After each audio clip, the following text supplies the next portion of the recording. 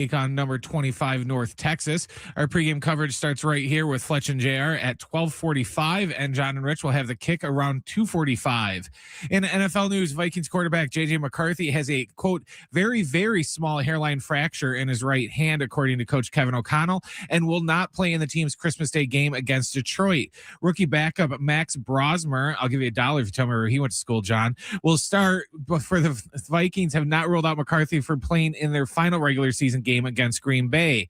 Tonight, we have Lakers basketball on San Diego Sports 760 when the team takes on the Suns. Our pregame coverage starts at 5:45, and tip will be around 6. Now you don't just hear it, you see it. iHeartRadio Highlights brings you the best show moments, the wild takes, hot reactions, and clips everybody's talking about. Search Fox Sports Radio in the iHeartRadio app to experience Fox Sports like never before. Furnished by Genuine. It's Jon and Jim. Let's face it, in your particular field, you're the top minds. Your favorite pair. Interesting job you guys have. Very smart and very modern. They are Jon and Jim. That's all you need to know about me. A new song for the Padres. Curveball, and that's hit hard into right field by Swung Moon. This should be a double, and it is. Is AJ done, or is there more to come? And the Aztecs get back on track. Dixon Waters, mid-post Guath. Guath sends it in for Heidi, and Heidi slams it again. It's a week off before starting Mountain West play next Tuesday. And could Philly Jim become a thing? Such a lame question. We'll talk about it from the studios of San Diego Sports 760 with Jon and Jim.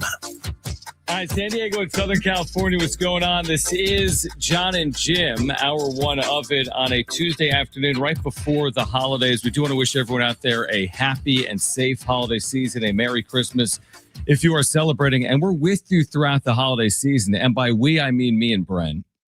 Here's the interesting thing about Jim's announcement last week, and there's a lot to get to, including Ryan O'Hearn leaving for Pittsburgh, of all places.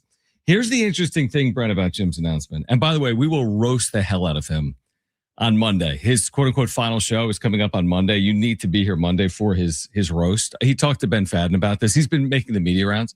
Jim has been since he's left the show. He's done more media since leaving the show than he did working in radio.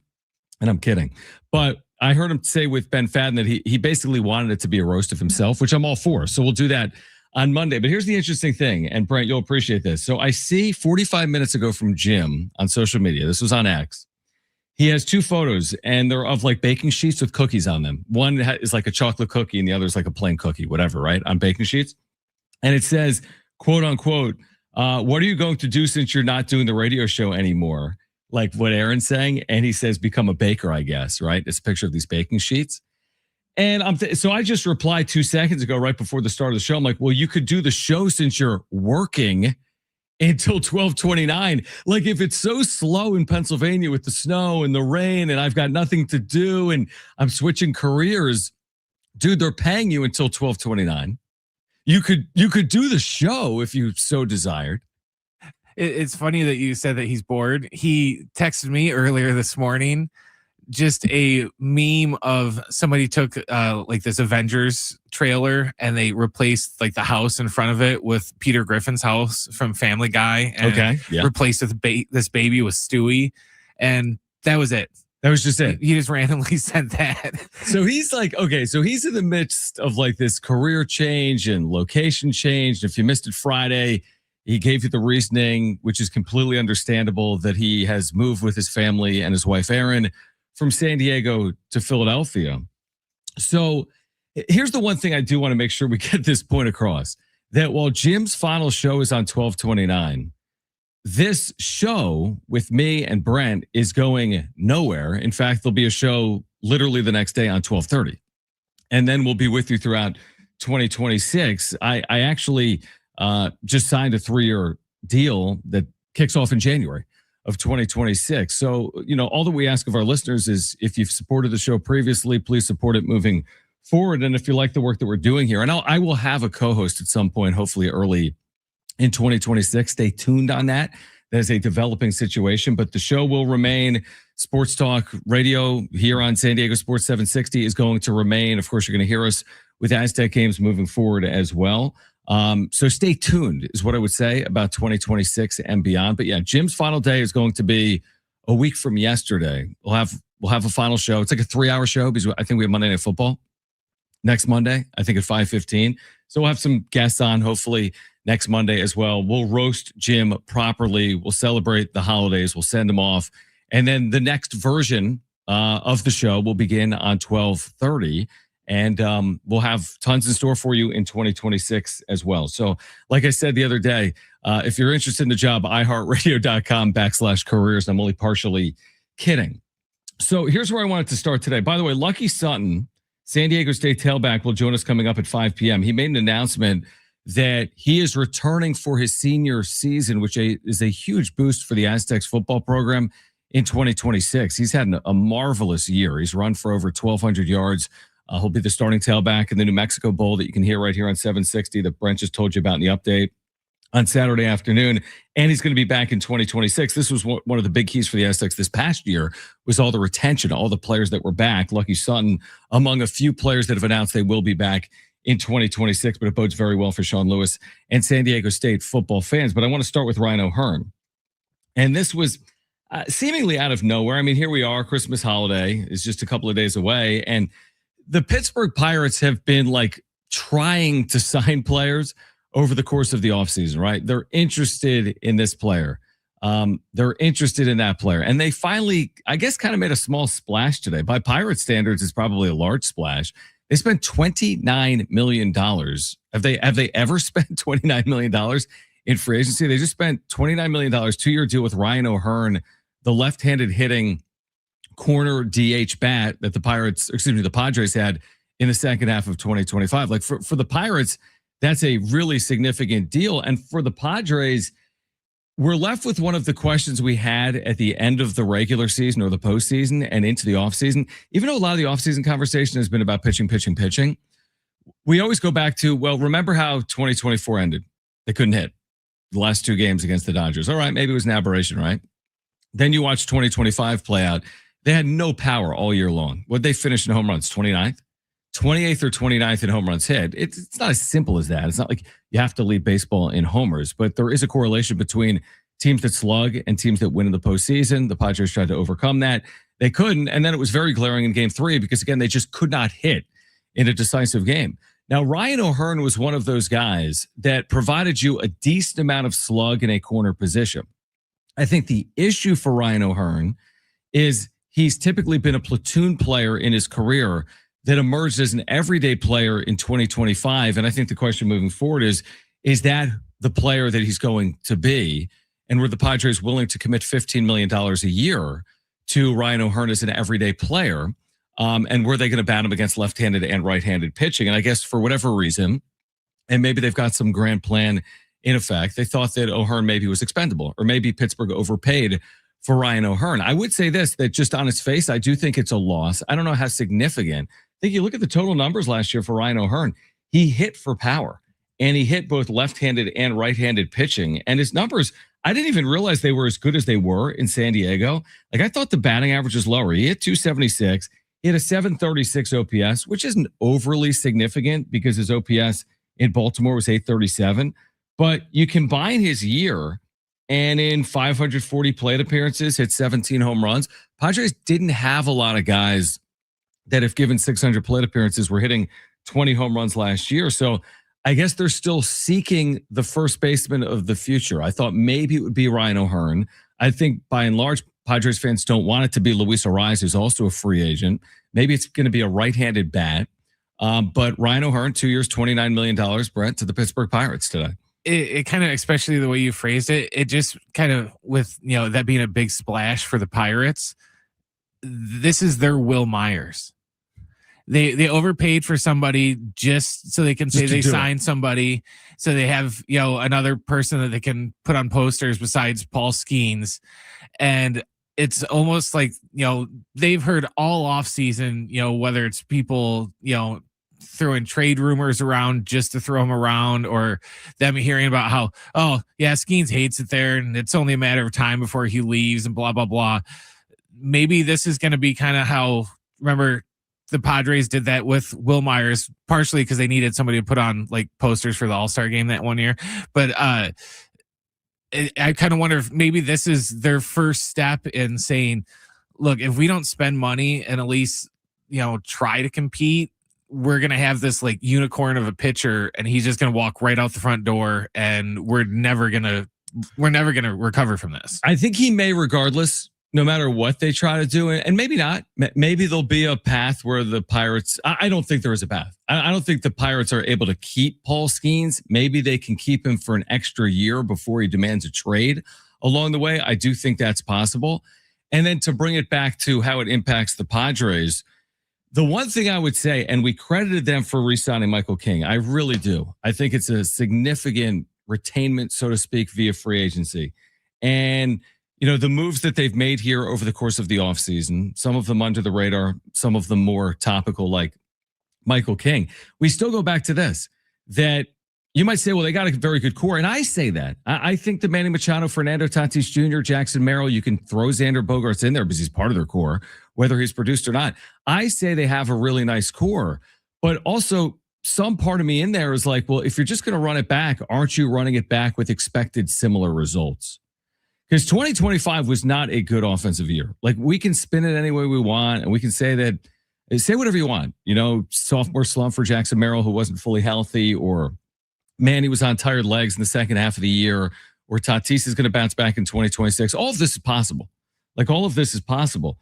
But if you're just going to quote unquote run it back, then don't be surprised if results are comparable. I'm not saying identical. I'm not saying they can't go from 28th in home runs hit to 20th in home runs hit, but don't expect them to go from the 28th best team in slug or the third worst team in slug to the third best team in slug.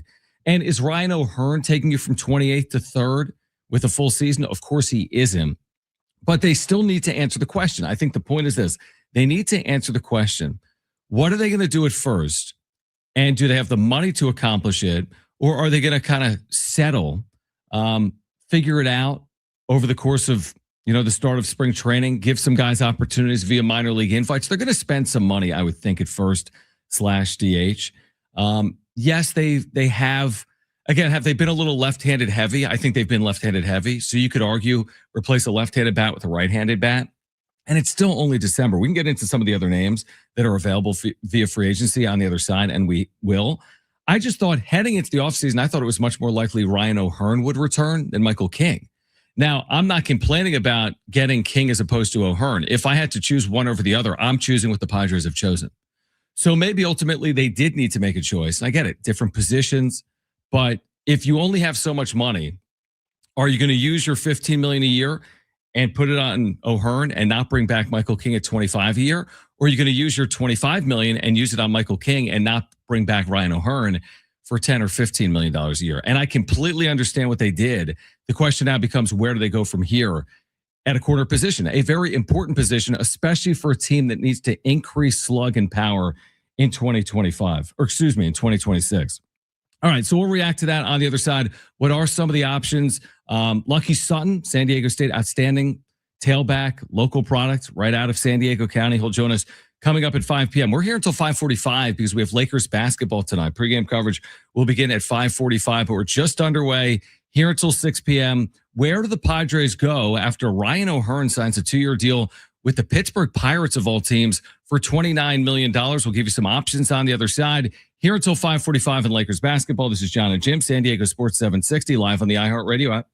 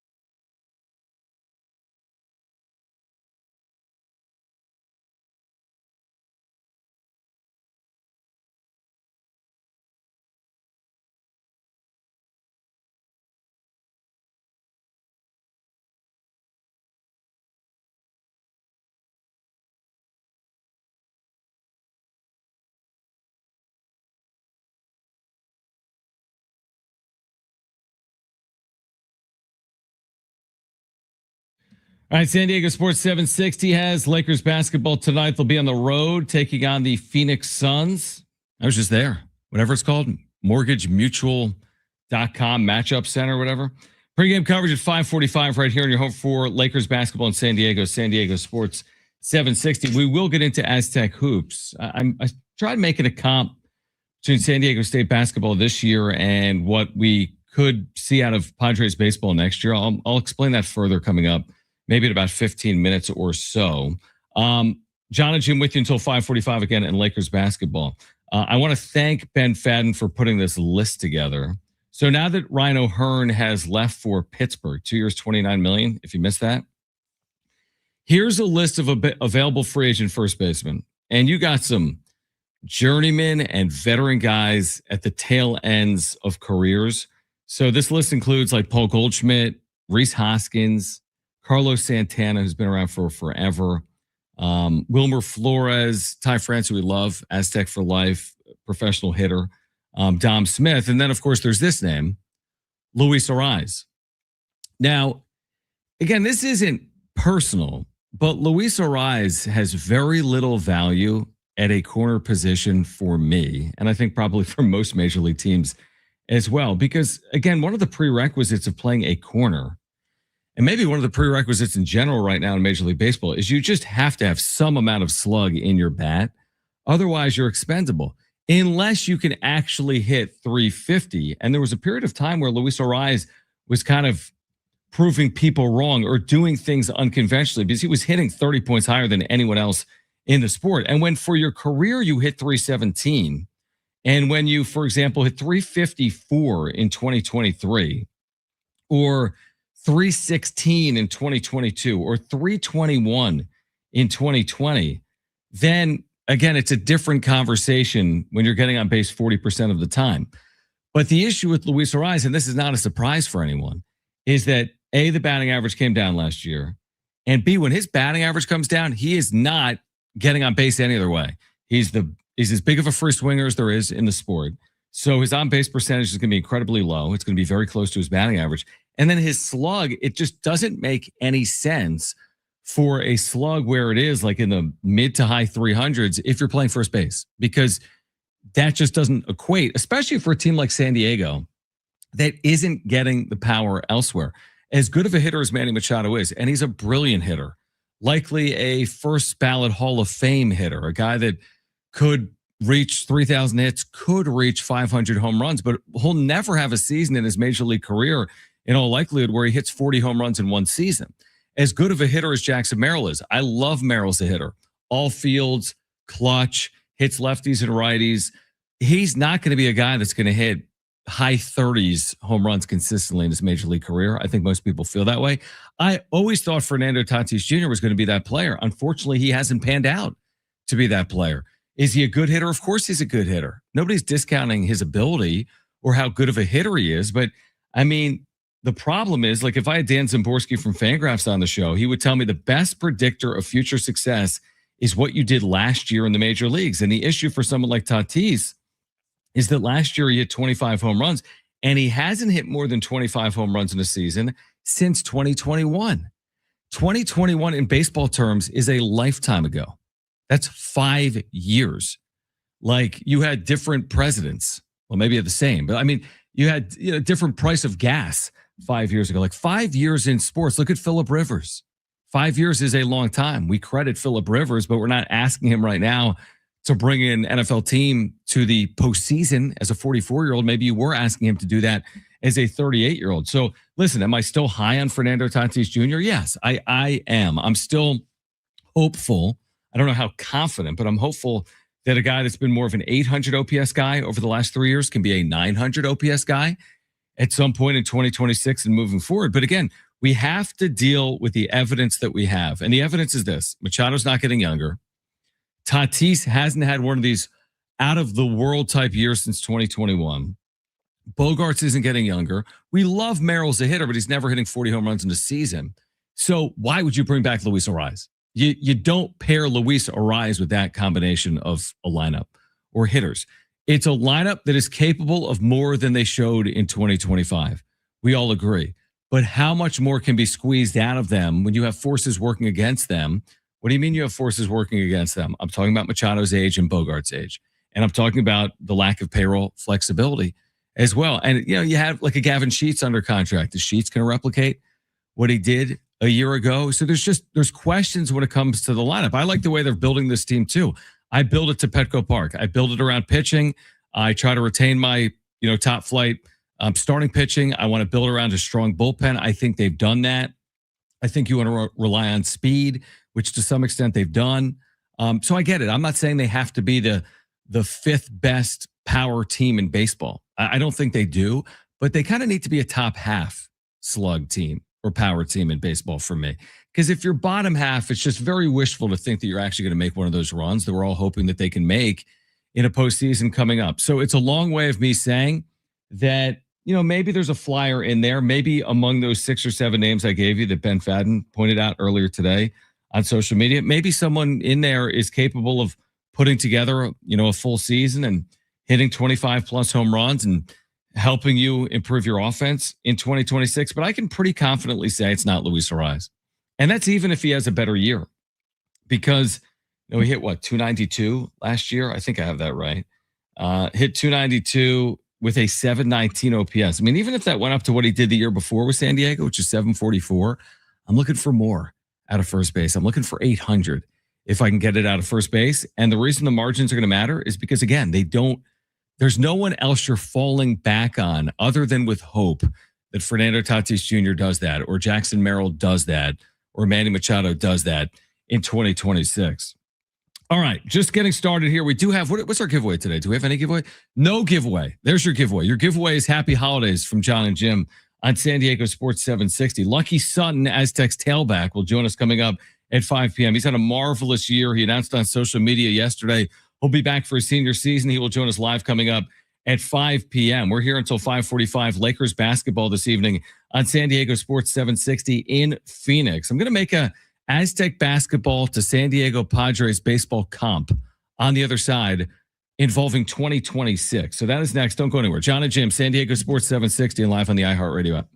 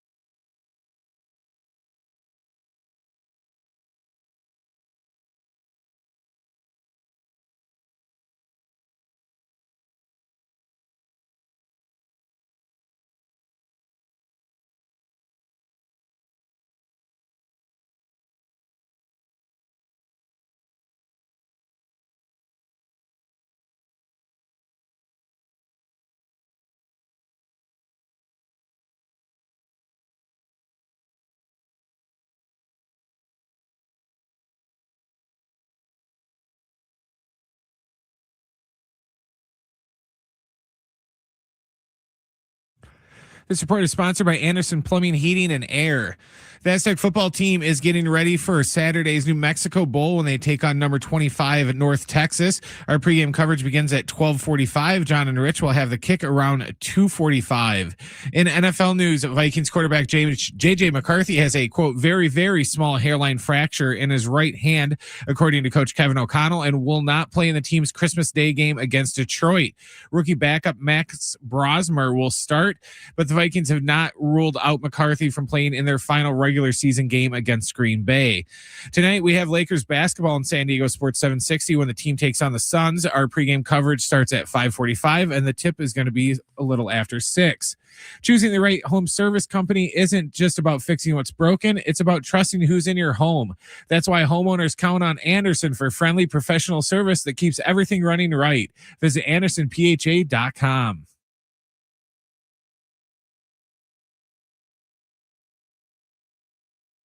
I like it. All right, Jon and Jim. It took me this long to realize this is our last show before Christmas. So we might as well play Christmas music. You know what? I like it. Merry Christmas here from the island of San Diego. With you until 5:45. That's what it's going to be in a couple hours. The next Jon and Jim is Jim's last show. That'll be on Monday. So Monday we'll have Jim's final show. He'll be in Philly. I'll be in San Diego. We will pour one out for Jim, so to speak, on Jon and Jim coming up on Monday. And then we've got a full slate of shows for you next week after Jim's final day into 2026 as well. So we'll be with you throughout this holiday season into 2026. Again, Jim's final show will be next Monday, and then the next iteration of this show will begin next Tuesday. I had forgotten about this. Thank you to James, who had followed up on social media with this quote from Manny Machado after Game 3 of the Padres-Cubs wildcard series. So remember, after Game 3, Padres once again disappointingly go out because of the manner in which they went out. Couldn't score, offense anemic, same old story to end 2025 to 2024. And then the first question is always about like, well, where do you go from here?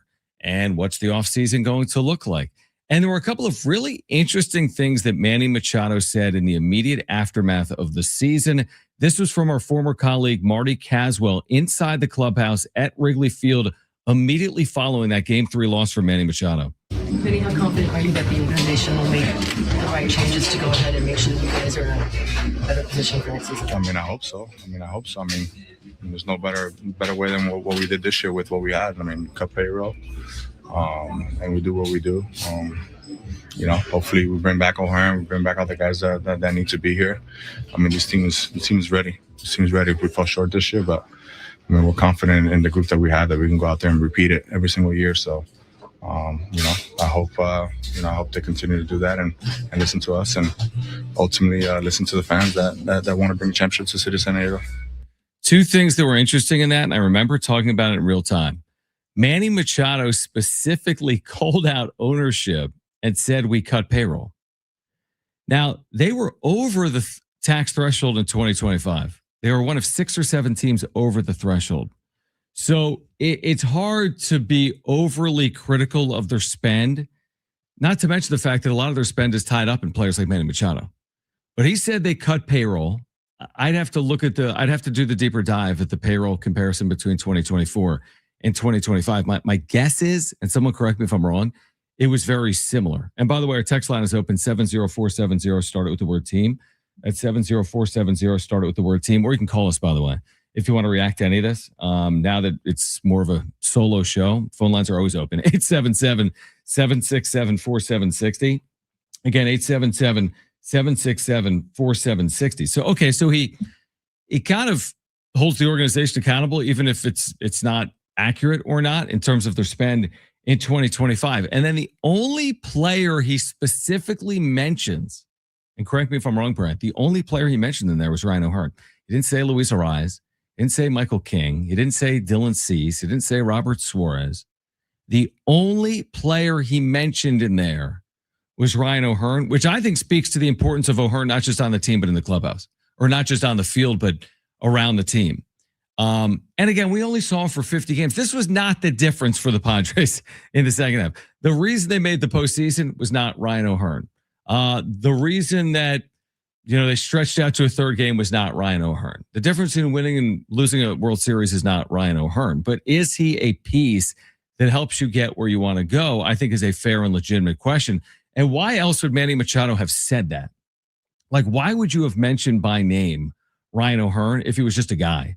To me, he's a veteran guy that had been through it, that was in the midst of a career year, that showed power at times as a Padre. He certainly showed it last year across Baltimore and San Diego. So I do find that interesting with the benefit of 2 months of hindsight that we go back on it.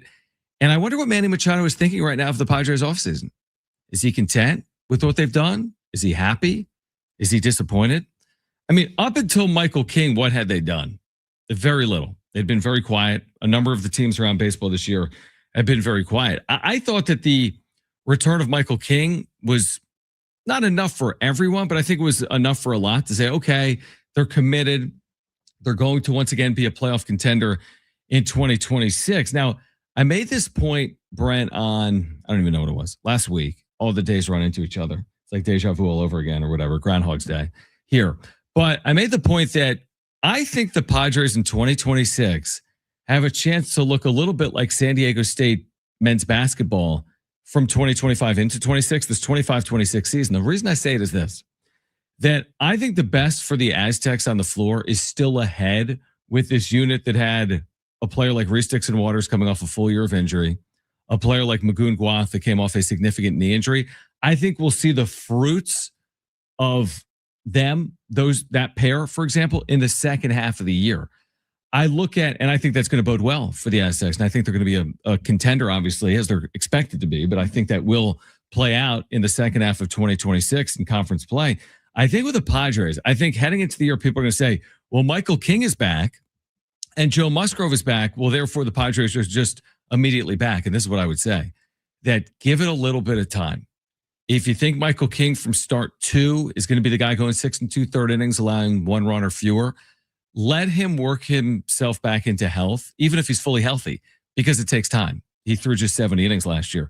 And Joe Musgrove, before you're critical, give him the month or 2 ramp up off Tommy John. We haven't seen him for 18 months, but I think my general point is this. If you get into the second half of the year and you've got the trade deadline that could be to your advantage, and you get Musgrove and King looking like the players and the pitchers that we've seen previously, all of a sudden maybe it's put together fully in the second half of the year, and you're playing your best baseball heading into the postseason should they qualify. I'm hoping that's the case again with San Diego State. It's all put together. They're getting healthier. They're improving in January and February.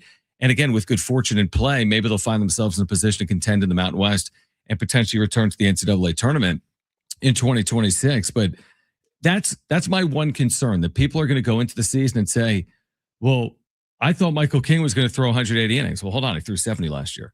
Oh, I thought Joe Musgrove was going to throw 180 innings. Well, hold on. He didn't even pitch yesterday or last year off Tommy John. Or hold on. I thought all of these offensive players are going to bounce back in 2026. Again, I think you need to be realistic and reasonable with it. And I think it's a fair comp. Obviously, they're different sports. They're different levels. One's college sports. The other is professional sports. One's baseball. One's basketball. Gym facts. But I think there's something to be said for that.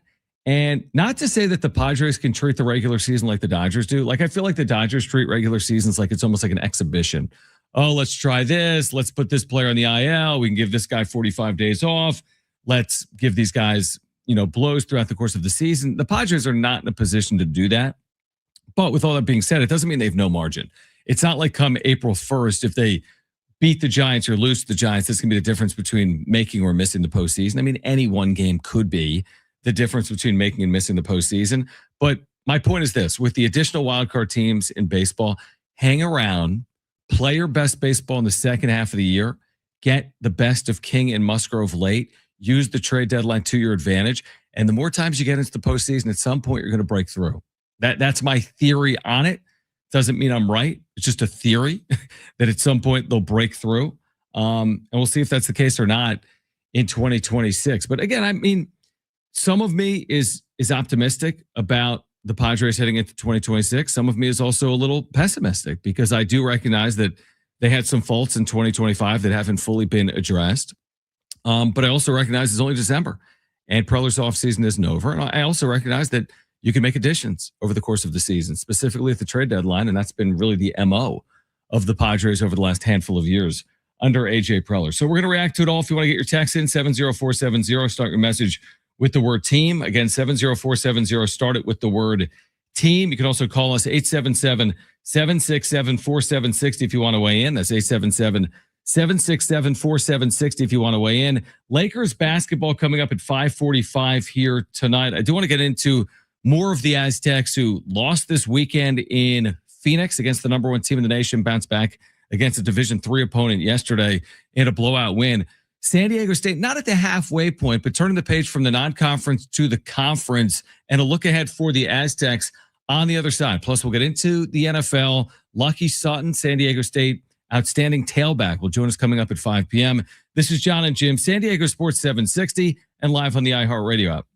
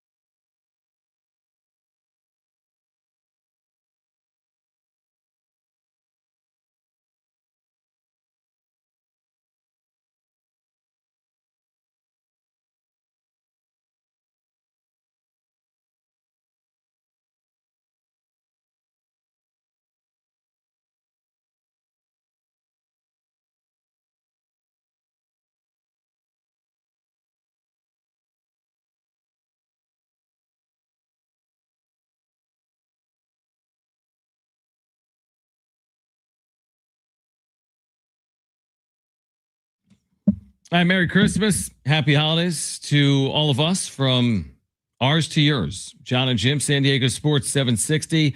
Lucky Sutton, Aztecs outstanding tailback, had this breakthrough junior season out of San Diego County, has committed to the Aztecs for 2026 as well. He's getting ready for the New Mexico Bowl, a game you can hear right here on San Diego Sports 760 this Saturday. He'll join us coming up live at 5 p.m. We'll get into his return. And San Diego State trying to pick up a 10th win on the season as well. So he'll join us coming up at 5 p.m. Lakers basketball today at 5:45. Again, phone lines open 877-767-4760, or you can text us 70470. Start it with the word team.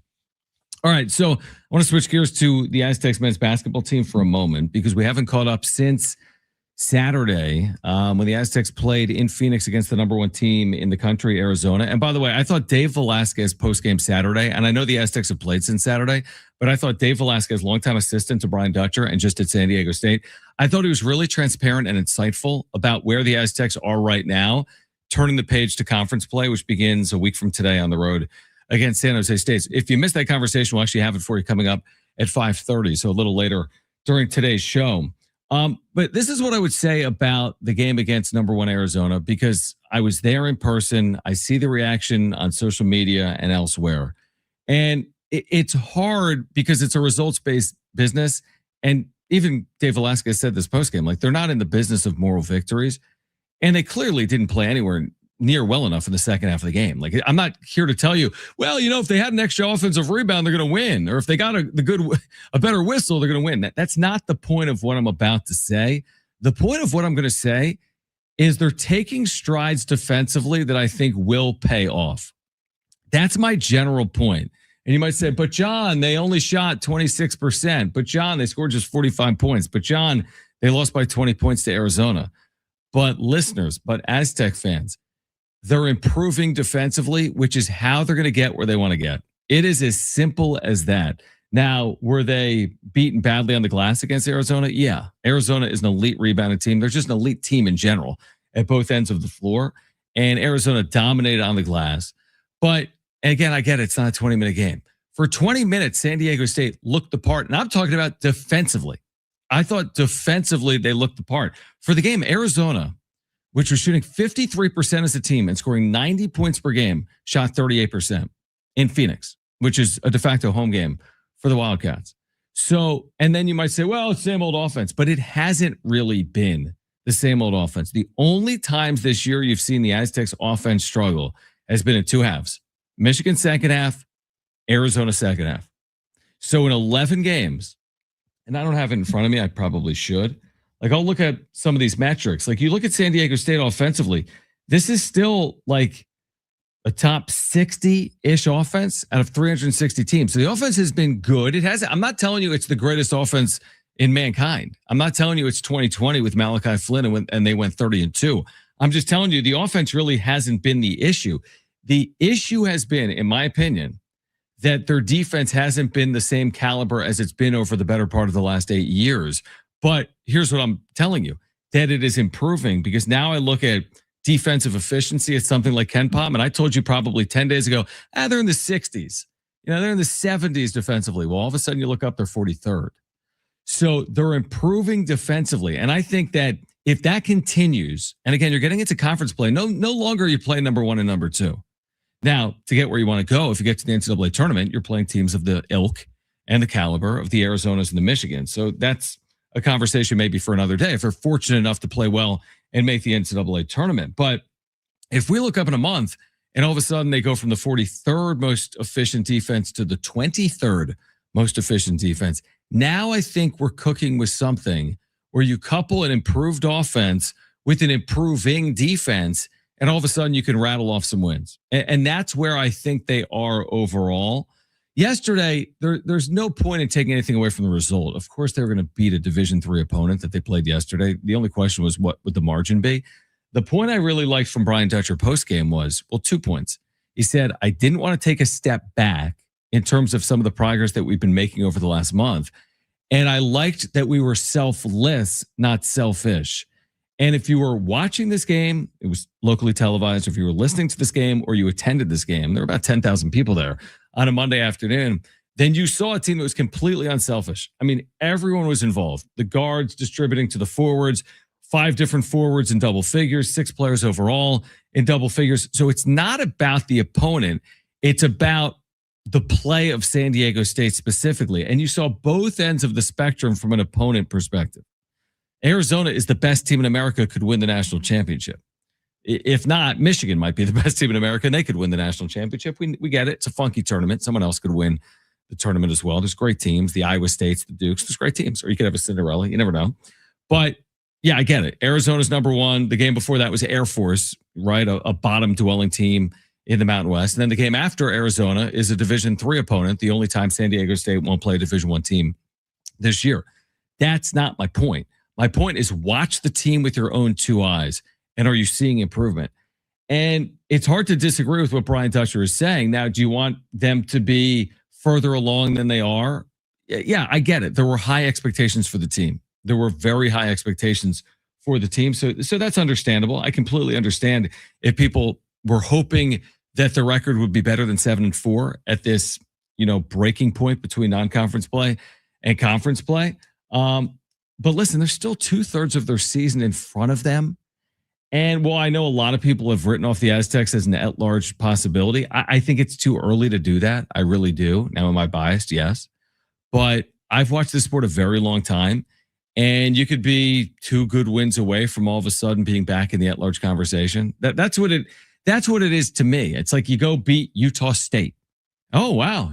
Quad 1 win. Oh, you go beat Boise State. Oh, wow. Quad 2 win. All of a sudden you look up and your resume looks a lot better. Now, did they have chances that they didn't capitalize on? Yeah. Baylor on a neutral floor led in the second half with about 12 minutes to play, lost that game by 10 points. Obviously, Michigan and Arizona was a tall order and wasn't happening this year with the play of those 2 teams. The game that hangs over them, we all get it, is Troy. The game that hangs over them is a home loss in double overtime to Troy. I guess my point is, have they improved since that moment? And I think the answer is unequivocally yes. Now, have they improved enough to be the best team in the Mountain West in the regular season, or maybe one of the top, let's say, 2 teams in the Mountain West, or to make a Mountain West tournament run?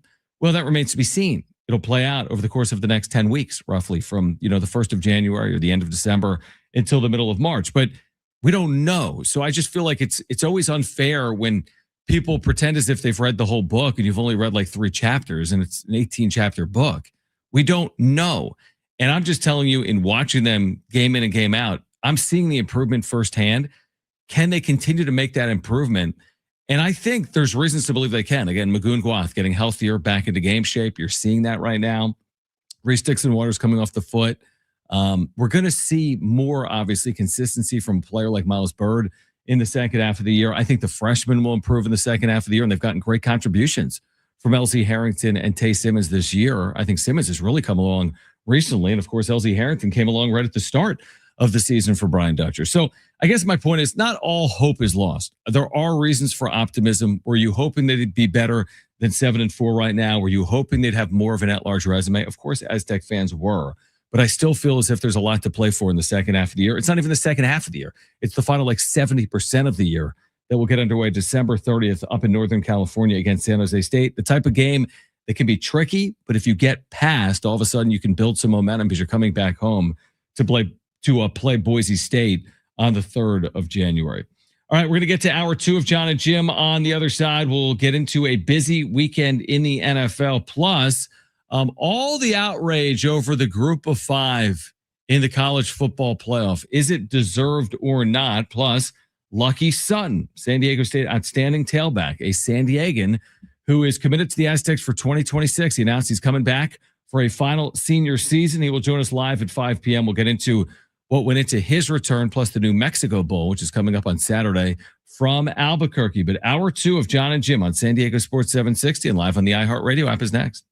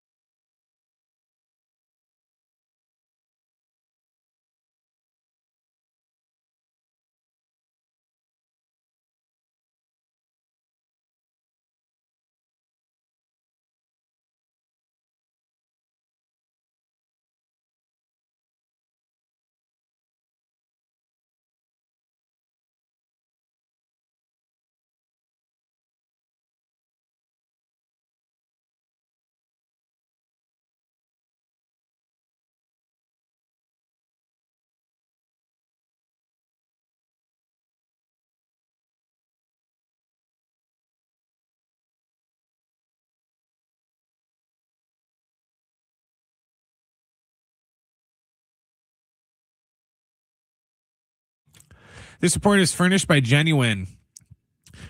The Aztec football team's getting ready for Saturday's New Mexico Bowl, and they take on number 25 North Texas. Our pregame coverage will begin at 12:45, and John Rich will have the kick around 2:45. In NFL news, Vikings quarterback J.J. McCarthy has, quote, a very, very small hairline fracture in his right hand and will not play in the team's Christmas Day game against Detroit. Rookie backup Max Brosmer will start, and the Vikings have not ruled out McCarthy, though, from playing in their final regular season game against the Packers. Tonight, we have Lakers basketball on San Diego Sports 760 when the team takes on the Suns. Our pregame coverage begins at 5:45, and the tip will be a little after 6. Now you don't just hear it, you see it. iHeartRadio Highlights brings you the best show moments, the wild takes, hot reactions, and clips everybody's talking about. Search Fox Sports Radio in the iHeartRadio app to experience Fox Sports like never before. Furnished by Genuine. It's Jon and Jim. Let's face it, in your particular field, you're the top minds. Your favorite pair. Interesting job you guys have. Very smart and very modern. They are Jon and Jim. That's all you need to know about me. A new song for the Padres. Ball, and that's hit hard into right field by Swung Moon. This should be a double, and it is. Is AJ done, or is there more to come? And the Aztecs get back on track. Dixon Waters, mid-post Gwath. Gwath sends it in for Heidi, and Heidi slams it again. It's a week off before starting Mountain West play next Tuesday. And could Philly Jim become a thing? That's a lame question.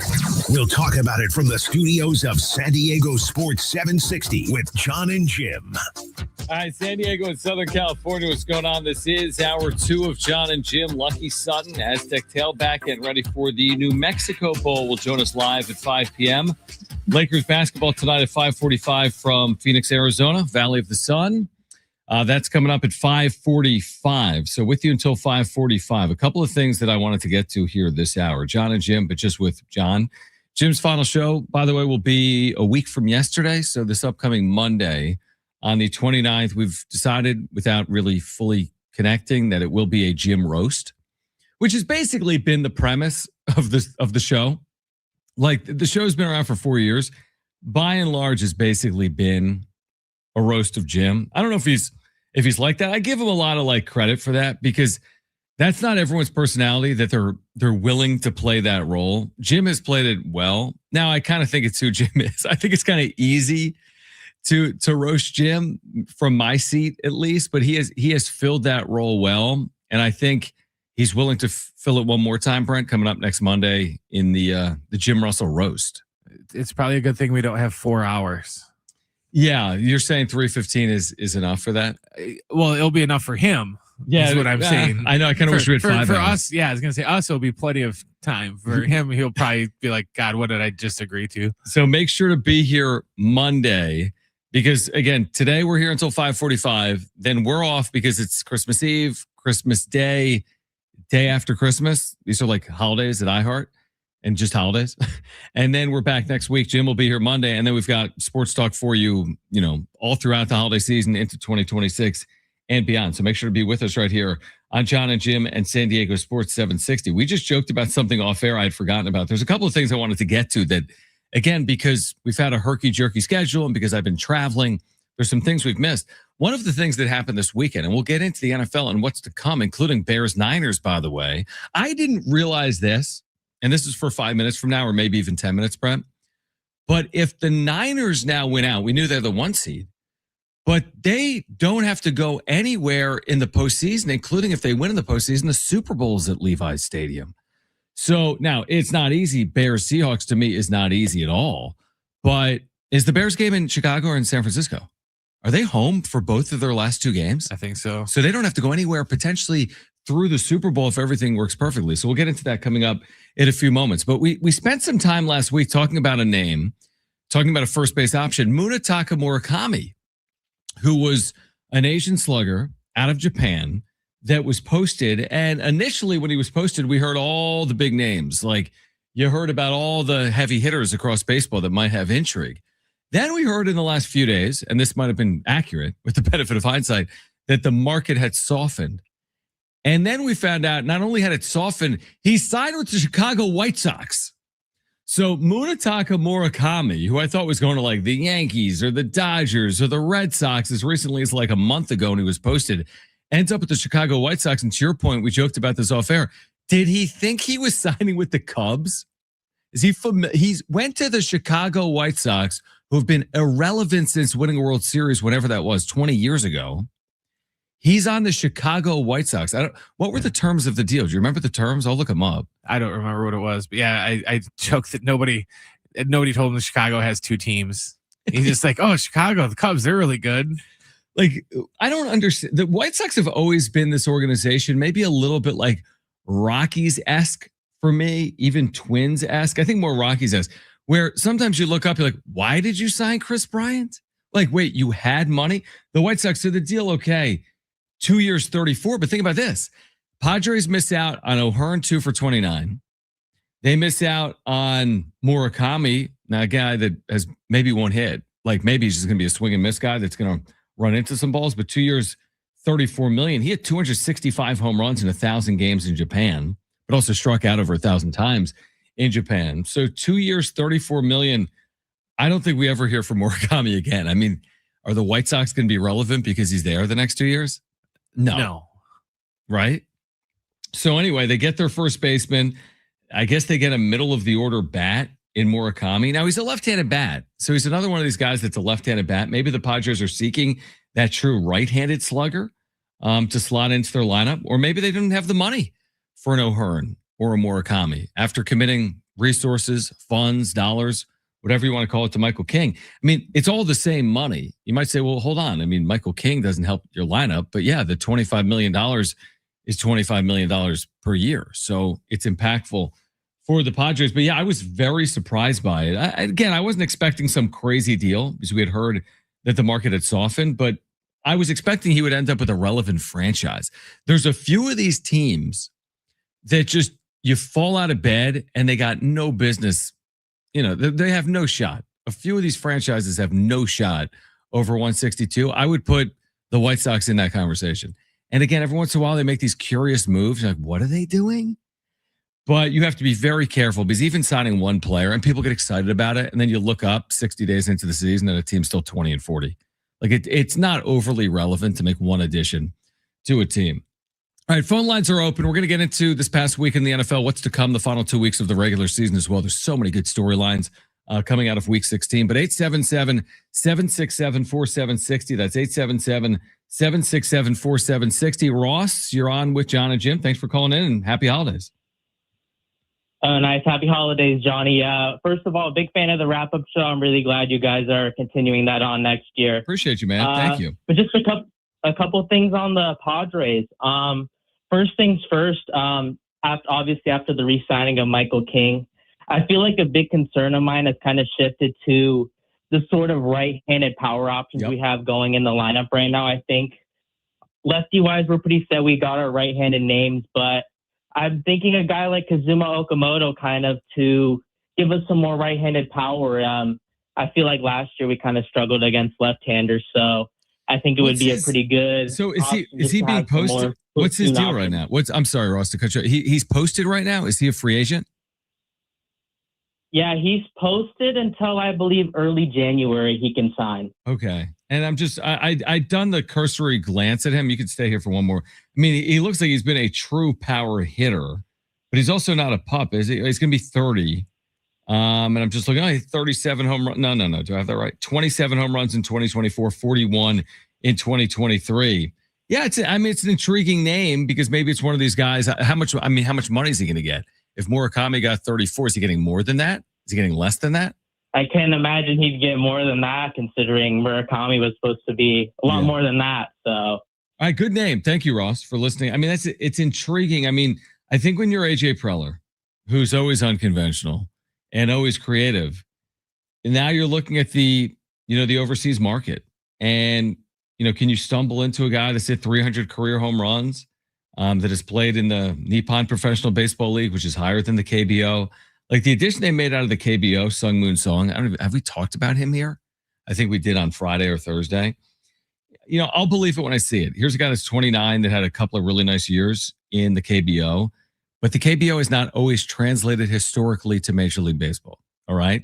With that in mind, the Nippon Professional Baseball League, the NPB, has by and large translated. Doesn't mean all players hit, but more players hit out of the NPB than out of the KBO. So I'm more intrigued by players coming out of Japan than I am about players coming out of Korea. And the name that was just brought up by Ross, Kazuma Okamoto, is a guy that is flat out hit for power.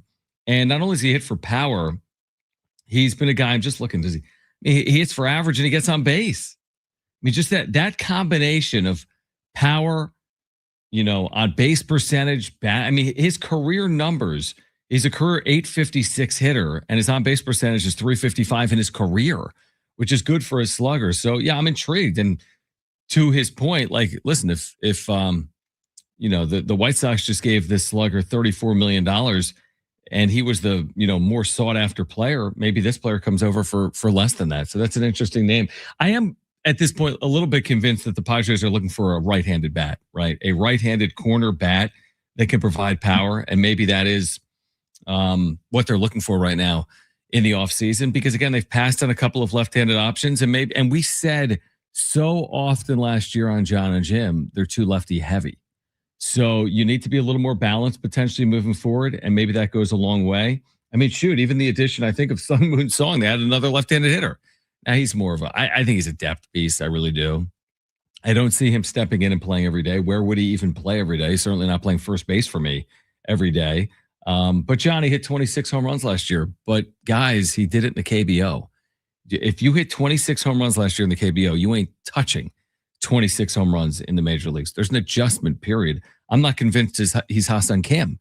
And Ha-Seong Kim struggled to hit by and large in the major leagues. Now, he eventually came around. I think it took about a year and a half. But if Sung Moon Song isn't Ha-Seong Kim and he didn't get the contract that Ha-Seong Kim got, then I'm not fully convinced that he's going to hit. And I'm certainly not convinced he's going to hit for power in the major leagues. So, yeah, the Padres search and quest for a power corner piece continues as we're going to turn the calendar from 2025 to 2026. The other side will be dedicated to the NFL and what's in store for the final 2 weeks of the regular season. What we saw play out this past weekend, unbelievable games, right? A Bears walk-off. We saw Phillip Rivers in action on Monday Night Football as the Niners continue to roll. A lot to discuss. The Chargers are postseason bound here in 2025, so there's a lot to react to. We'll do that on the other side. Lucky Sutton, Aztec outstanding tailback. He will join us live coming up at 5 p.m., getting ready for the New Mexico Bowl. He's also committed to returning to San Diego State in 2026. We'll talk to Lucky Sutton coming up at 5 p.m. And we have Lakers basketball for you tonight as well, coming up at 5:45. So stay with us. We'll get into this past weekend in the NFL and what it means for the final 2 weeks of the regular season coming up next. Jon and Jim, San Diego Sports 760 and live on the iHeartRadio app.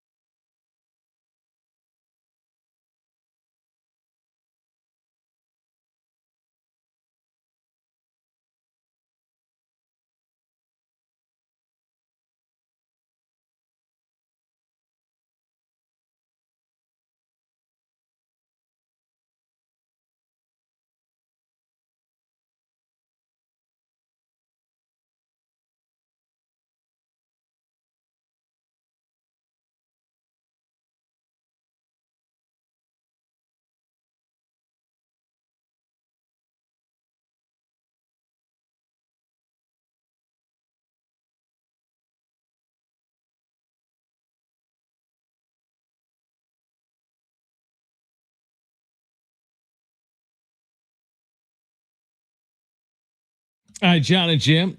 San Diego Sports 760. Lucky Sutton, Aztec tailback, will join us live coming up at 5 p.m. He announced he'll be back for his senior season. He's getting ready for the New Mexico Bowl as well on Saturday, a game you can hear right here on San Diego Sports 760. So Lucky Sutton will join us coming up at 5 p.m. Lakers basketball tonight at 5:45. If you'd like to join today, by the way, phone lines are open. Jim's MIA. He's baking cookies in Philadelphia. 877-767-4760. We're talking Padres. We're talking Aztecs. We're talking NFL. Want to talk holidays? Whatever you want to talk. 877-767-4760. It's a bit of a holiday show, right? There's not a ton that's overly pressing. Again, O'Hearn signs the Pirates. Aztecs will play Saturday. Then Aztecs basketball will play next week. There's nothing overly pressing. So whatever's on your mind, 877-767-4760. We can kick off our NFL talk with Sean if we want. Sean's on the line. Wants to talk some NFL. So 877-767-4760. Sean, you're on with Jon and Jim. Thanks for calling in and happy holidays. Hey, happy holidays to you. Thanks for taking my call. Yeah. Some intriguing matchups going on this weekend, but things to look back on from last weekend. A lot of people are looking at the Texans as kind of a team that could make a run, but it seemed like they had their hands full with the Raiders at home last weekend. They were in Vegas, but still kind of an eye-opening thing there for a team that they look like has a juggernaut defense. Offense kind of sputters a little bit. Just curious on what your thoughts were on that. I would say this in the NFL, and thank you, Sean, for the call. I would say this. Be careful being overly worried about any one result, especially when you win.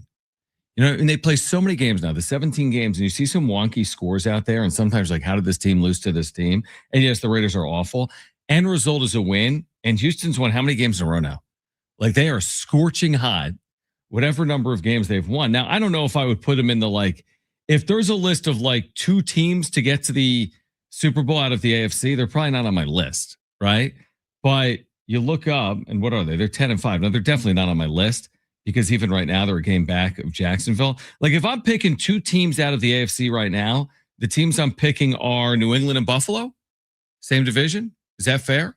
If you're picking 2 teams out of the AFC, who would you pick other than New England and Buffalo?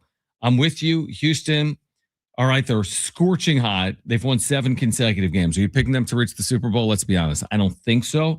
Jacksonville, no chance. Broncos have been an amazing story. An amazing story. Do you like them more than both New England and Buffalo? Do you like Bo Nix more than Josh Allen, for example? And then there's the Chargers. I can't be convinced. With that offensive line, I cannot be convinced that the 11-4 Chargers are making a run and getting to the Super Bowl. So the AFC, Brent, maybe is down to a couple of teams. The NFC is fascinating to me. Chicago has played brilliantly, picked up this unbelievable win. I mean, truly an unbelievable win that you were watching on Saturday. Let's be honest, San Francisco's scorching hot. They haven't played anyone. The NFC West is ridiculous. Rams, Seahawks, and Niners. The Eagles are still the team that wins Super Bowls and gets to Super Bowls. And they are 10-5. And they've won their division. So, I mean, what do you make as a Bears fan right now? What do you make of the state of the NFC? The Bears could get number 1. What are they? So they need to beat San Francisco. Well, they got San Francisco and Detroit left. So, because they're number 2 right now. So if they beat San Francisco and then San Francisco beats Seattle and the Bears went out, they're the number 1 seed. Well, no, if the Bears beat San Francisco, they control their own destiny. Because they'd have the tiebreaker, right? Yeah, I'm just because if the Bears beat the Niners, no, I mean with Seattle. With Seattle. With Seattle, yeah. Okay, with Seattle, yeah. So so they'd still potentially need help to get to the 1 seed. And listen, Bears to San Francisco is not easy, but George Kittle's got an ankle sprain. They don't know the status. I'm sure he'll play, but the Bears have been awesome. I mean, the Bears have just frankly been awesome. And the thing is, I'm not fully, the one knock on San Francisco is who are they playing? Their schedule has not been overly challenging. We talked about this going into the year. Even this past weekend, it's okay, you're taking on Indianapolis. Give Phillip Rivers a lot of credit. I mean, it's ridiculous what he's doing. Look at the Niners offense, though, in that game. It's you just look up and every time the Niners are playing someone, it seems like they're playing either a team that's in the lower half of the NFL or a team that's dealing with a quarterback injury. Now they close Bears, Seahawks. Can they truly take advantage of this opportunity? And man, that 1 seed means so much. If you're The difference in the 1 seed or like the 3 seed is, again, one fewer games and not having to go on the road. It's everything in the NFL. So that's as big of a game as we've seen this year, basically, in the NFC this weekend, Bears and Niners. And then the next weekend, maybe with whatever's playing out with the Seahawks and the Niners as well. So it's it's interesting. To me, it feels wide open in the NFC. But I say that maybe it's not. Maybe San Francisco wins the next 2 games at home. They're 13-4. They got the top seed, and then everything goes through Levi's Stadium to get to the Super Bowl. I think this year is just kind of odd because in previous years, there's been like one team, at least in, each conference, that just stood out to where it's like, oh, well, there's the Chiefs and then there's everybody else. This year, there's no, Chiefs and everybody else. This year, it's just kind of, the playing field seems more even to where there's more teams that could win the Super Bowl theoretically this year than I think there has been in probably close to 10 years. It does seem like that. Again, I think when you eliminate Kansas City in the AFC, it feels like you've just completely opened a door, which you have, because they've been in so many Super Bowls. And then the NFC, I think there's a lot of people, including myself, that just don't believe in the Philadelphia Eagles. It's not that they're bad. They're just not as good. And there's more holes in general. And I would be very surprised. I'd be very surprised if Philadelphia made the Super Bowl. They're not going to be the top seed. They're not going to be the number 2 seed. All of a sudden, they're going to have to go on the road and win. They're not going to have the bye. So that, to me, would surprise me if the Eagles win the Super Bowl. And here's the other thing about the AFC. If it's not the Bills, and again, their path isn't going to be the easiest. They're not going to be the top seed. They're likely going to have to go on the road in the postseason because they're not going to be the top seed. But if it's not Josh Allen, you have to ask yourself, when will it be Josh Allen? Because he's also, not that he's old, but again, you've been blocked your whole career by Patrick Mahomes, and now you're not blocked by Patrick Mahomes. He's going to be 30 next season. It's like, this is the opportunity you've been clamoring for if you're the Buffalo Bills. This is like, remind me of like when Jordan retired to go play for the White Sox, and everyone's like, okay, this is finally our shot. Jordan's gone, and we have to take advantage of it. So I just hope that some team does take advantage of it to where maybe we can get some sort of new dynasty thing going to, kind of replace the Chiefs instead of just being a placeholder. And then next year, everything goes back to the way it was. Funny you say that. Like, where would a new dynasty start? Buffalo, intriguing because of Josh Allen. Could one start in New England? They're young enough. With Drake May. And they've been incredible. There's no chance. I'm not a believer in Denver. Maybe I should be. Maybe that's on me. NFC, I don't think it's about a start of a dynasty right now. It's just about who's going to make the Super Bowl out of the NFC. That's. I think there's some great teams. I think Seattle's year has been incredible. I think the Bears' year has been incredible. I think the Rams still might be the best team in the NFC. I think the NFC, a lot of the top level teams, they're just too old for them to be the start of a dynasty. If the Rams would win again, it's not going to be the start of the dynasty because I just think they're too old, right, for them to, completely win long enough for like a dynasty. Same with the Eagles. I think the Eagles have been around long enough that they're too old to start like a dynasty. But like New England's perfect because they got all those young players. They got Drake May. They would be set up for, a hypothetical dynasty just because of how young they are. And they're going to have more rookie contracts under control and stuff like that. Yeah, completely agree with that.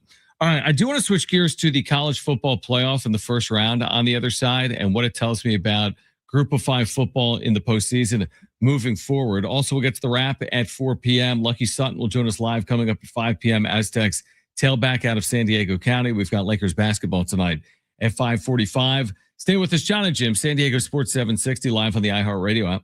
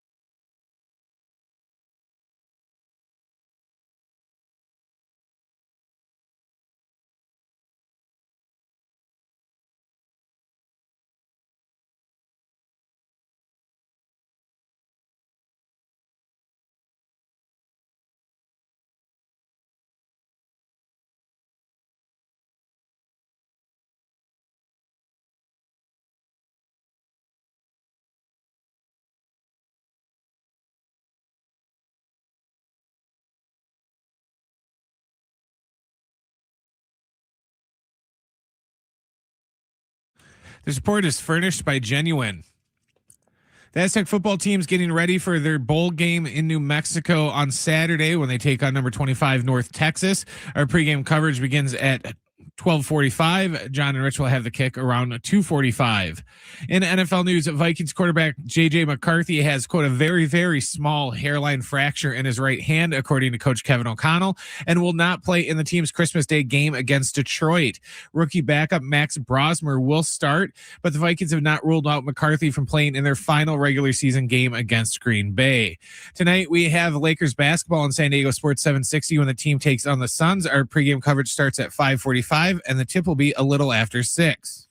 Now you don't just hear it, you see it. iHeartRadio Highlights brings you the best show moments, the wild takes, hot reactions, and clips everybody's talking about. Search Fox Sports Radio in the iHeartRadio app to experience Fox Sports like never before. Furnished by Genuine.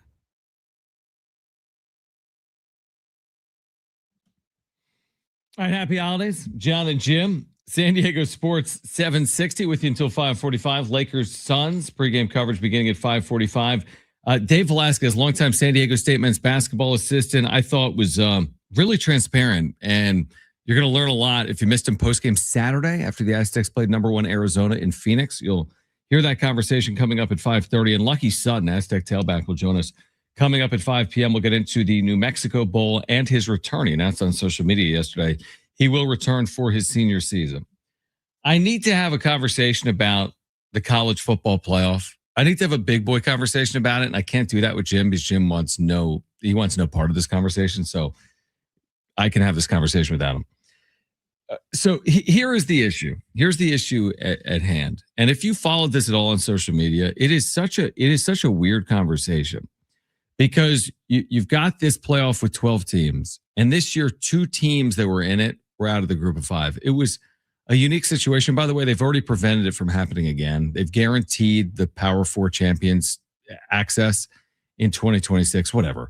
And they're still going to guarantee access to a group of 5 champion or group of 6 next year. Okay. So you still have 1 team in it moving forward for at least the next 5 years.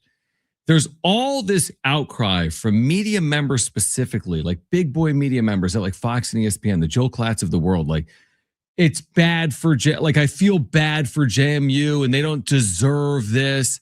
I'm thinking to myself, JMU earned this. What do you mean that? No, they do deserve this. Okay, so JMU lost 51-34 at Oregon. Guess what? Everyone's going to lose 51-34 at Oregon. Okay. And Tulane lost at Ole Miss. Okay. It happens. They actually played there earlier this year and lost by 35 points. But you look around college football and there's blowouts every weekend in every league. And it's been a staple of college football for forever. And why is it? I know I've had this Cinderella conversation a lot. That's not my point. Now, here's where the conversation is going with college football, Brent. And this is where I really take exception to it. The conversation now is like, oh no, little group of 5. I don't want them to get hurt. They should have their own playoff.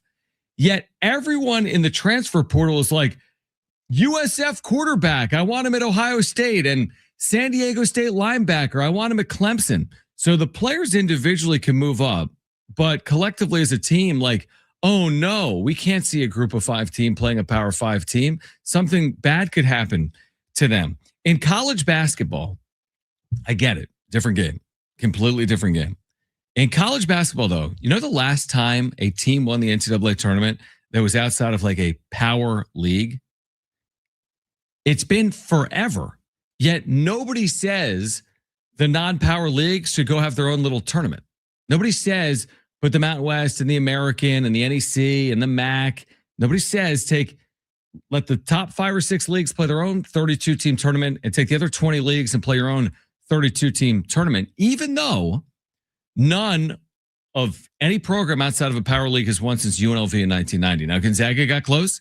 San Diego State got close. Butler got close. There's countless examples of teams making runs. And now Butler's kind of in the power structure because of that, because of what they did. They went from maybe the Horizon League to the Big East as a result. Creighton has made runs. They ended up in the Big East. But like, I do think that this idea that the group of 5 shouldn't be on the same field with the Power 5, that to me is a mistake. And I don't think the group of 5 should have a separate playoff. I just think the Power 5 should be more inclusive. why is it that we have 375 Division I basketball teams, and that's fair and reasonable, but we have 130 Division I football teams, and it's too many? So again, I'm not saying that you could put San Diego State on field after an 11-1 year with Penn State, and if they lose, they lose. And if they win, they win.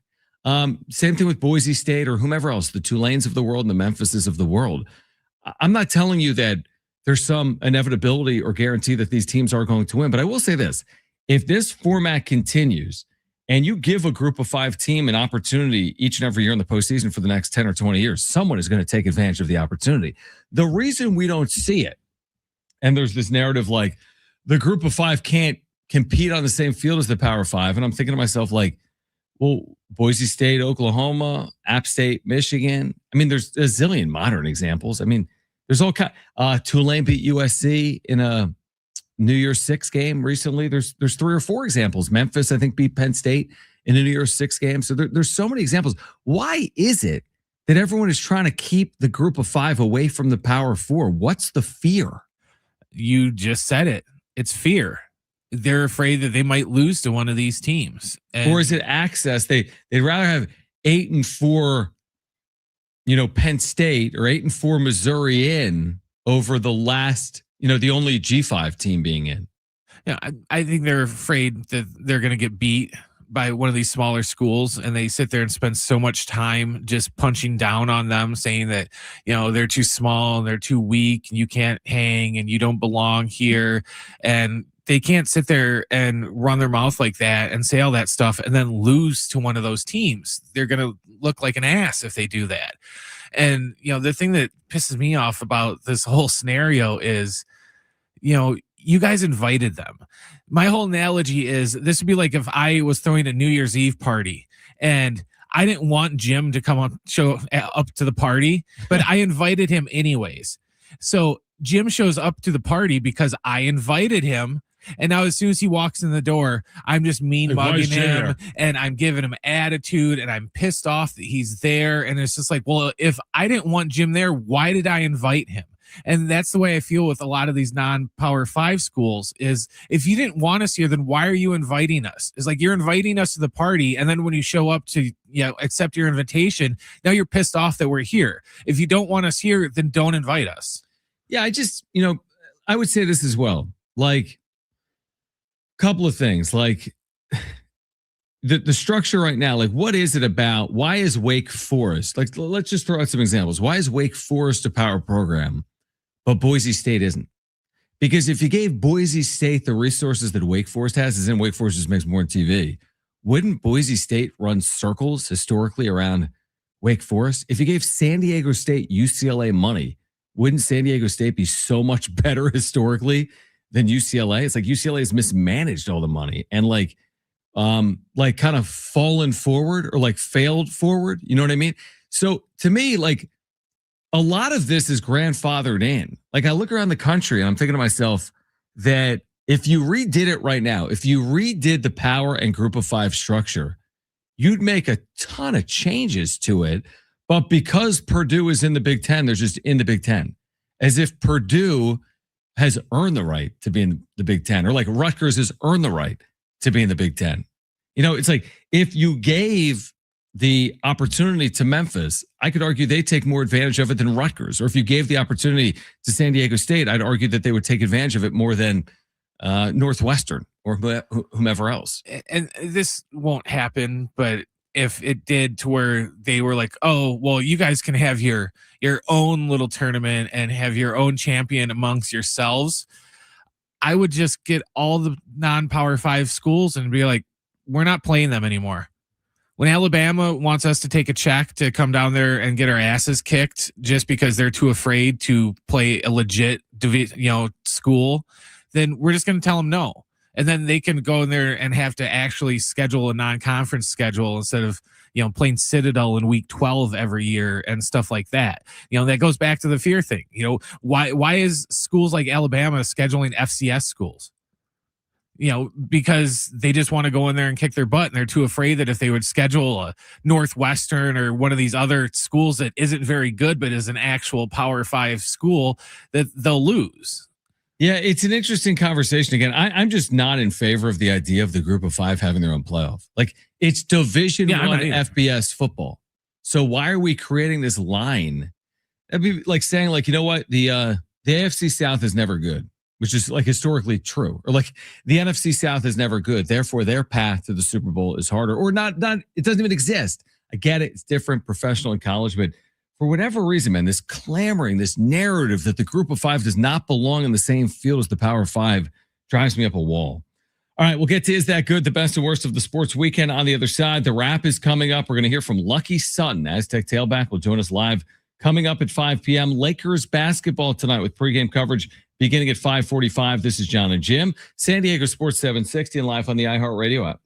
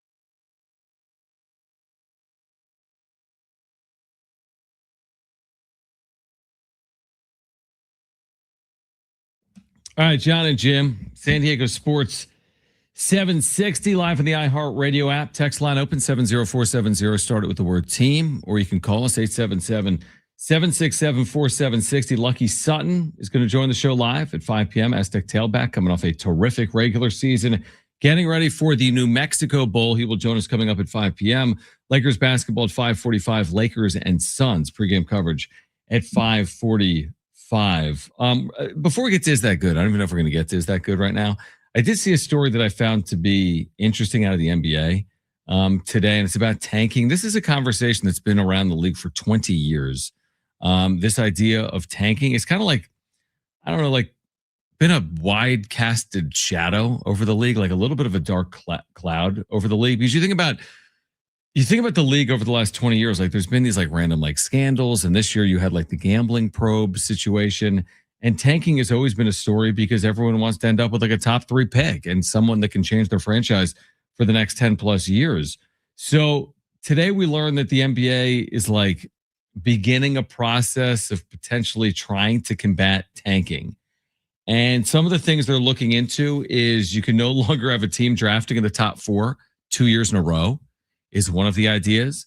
You can limit pick protections to either the top 4 or 14 and higher. And then according to ESPN, that would eliminate the problematic mid-lottery protections. And then they're looking at locking lottery positions in after March 1st, potentially.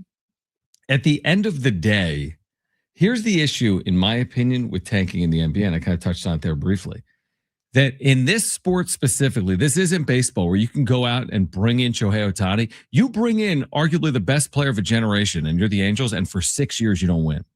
You bring in the best basketball player of a generation, you're in the NBA Finals.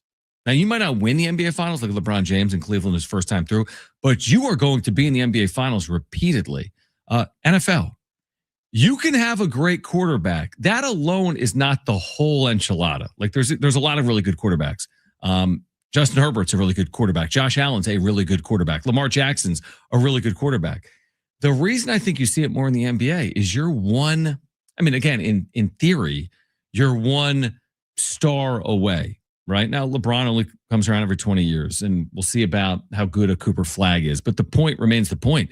Some of those, the difference between, and you know this, Brian, the difference between picking first, second, or third and picking 9th, 10th, or 11th is everything. A first or second pick is someone that could be a Hall of Famer. Not to say the 12th pick couldn't, but you might draft first or second and end up with someone that's going to, be a Hall of Famer and appear in 6 NBA Finals. You might draft 12th, and the guy might be out of the league in 2.5 years. So that, to me, is why it's so problematic. There's a lot of reward, in my opinion, for tanking in the NBA. That doesn't really, like in Major League Baseball, give me a break. You can't tank.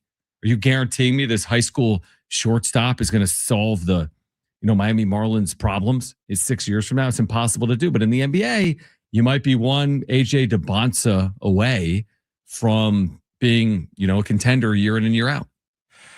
I don't think they were harsh enough with like the penalties. I think the penalties should be, like the equivalent of, like when the school gets like the death penalty in college, football or something like that, to where it should be so severe that they're not even going to think about it, because they kind of, they're like, oh, we don't like load management, we're going to cut down on it. And then it's like their load management cut down is like this little, slap on the wrist. And when players violate it, they don't do anything about it.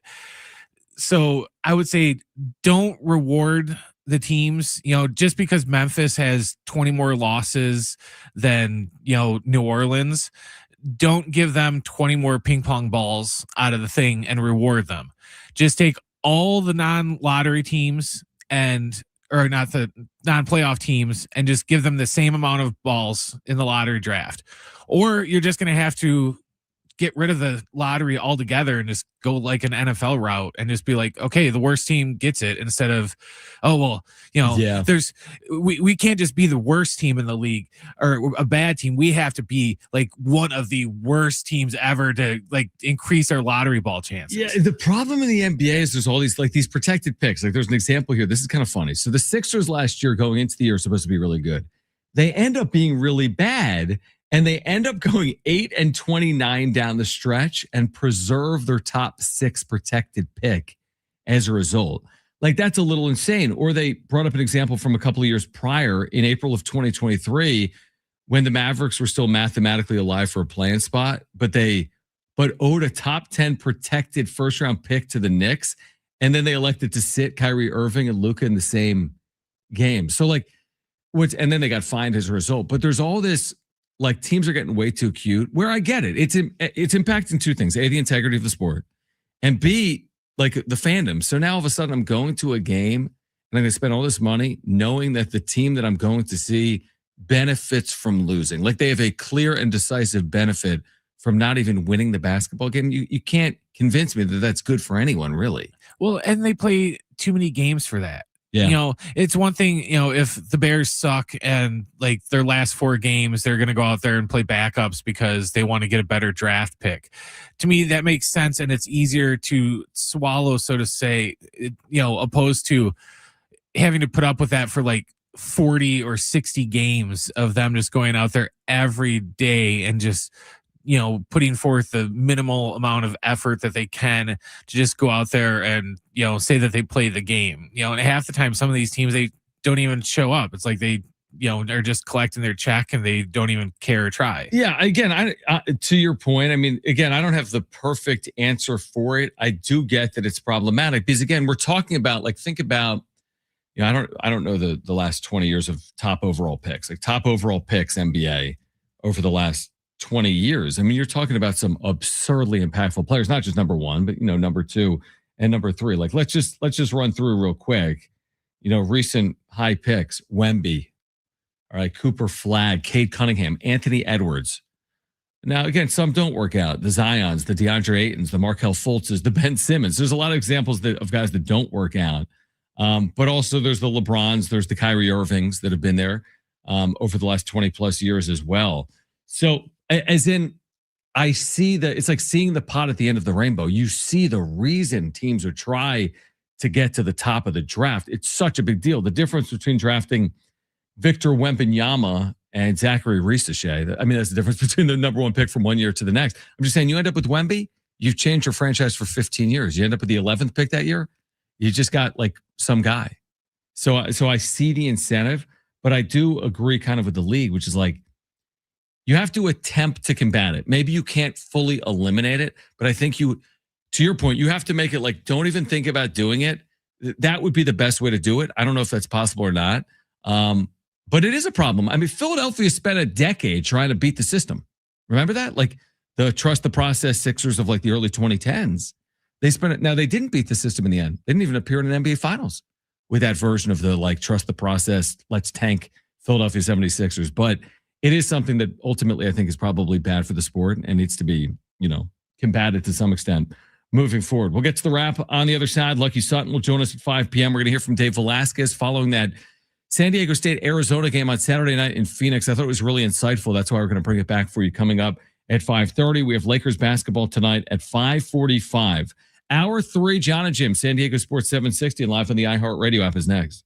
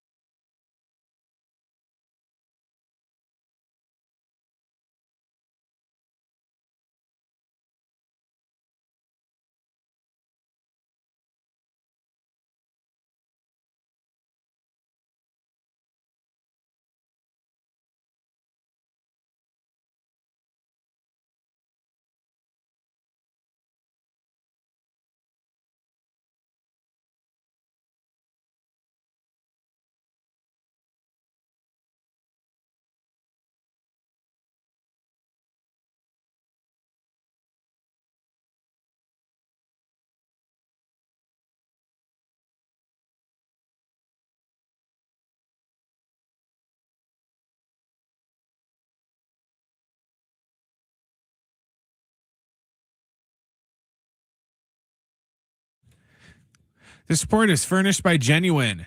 The Aztec football team's getting ready for Saturday's New Mexico Bowl when they take on number 25 North Texas. Our pregame coverage starts at 12:45, and John and Rich will have the kick around 2:45. In NFL news, Vikings quarterback J.J. McCarthy has, quote, a very, very small hairline fracture in his right hand, according to Coach Kevin O'Connell, and will not play in the team's Christmas Day game against Detroit. Rookie backup Max Brosner will start, but the Vikings have not ruled out McCarthy from playing in their final regular season game against Green Bay. Tonight, we got Lakers basketball on San Diego Sports 760 when the team takes on the Suns. Our pregame coverage starts at 5:45, and the tip will be a little after 6. Now you don't just hear it, you see it.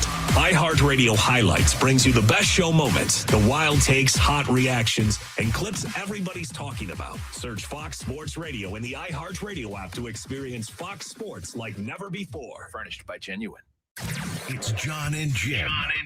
Let's face it, in your particular field, you're the top minds. Your favorite pair. Interesting job you guys have. Very smart and very modern. They are Jon and Jim. That's all you need to know about me. A new song for the Padres. Curveball, and that's hit hard into right field by Song Moon. This should be a double, and it is. Is AJ done, or is there more to come? And the Aztecs get back on track. Dixon Waters, mid-post Guath. Guath sends it in for Heidi, and Heidi slams it again. It's a week off before starting Mountain West play next Tuesday. And could Philly Jim become a thing? Such a lame question. We'll talk about it from the studios of San Diego Sports 760 with Jon and Jim. All right, San Diego and Southern California, what's going on? This is hour 3 of Jon and Jim. We're with you until 5:45. Lakers basketball tonight on San Diego Sports 760. Pregame coverage beginning at 5:45. Lucky Sutton will join the show coming up at 5 p.m. We'll talk about his announcement on social media. Aztec tailback will be back. He will be back in 2026. We'll get into that coming up again with Lucky Sutton at 5 p.m. We always get to the wrap at 4, and we'll do that momentarily. Again, Jon and Jim. Jim is off this week. Only Jim announces he is leaving, and then takes a week off before he even leaves.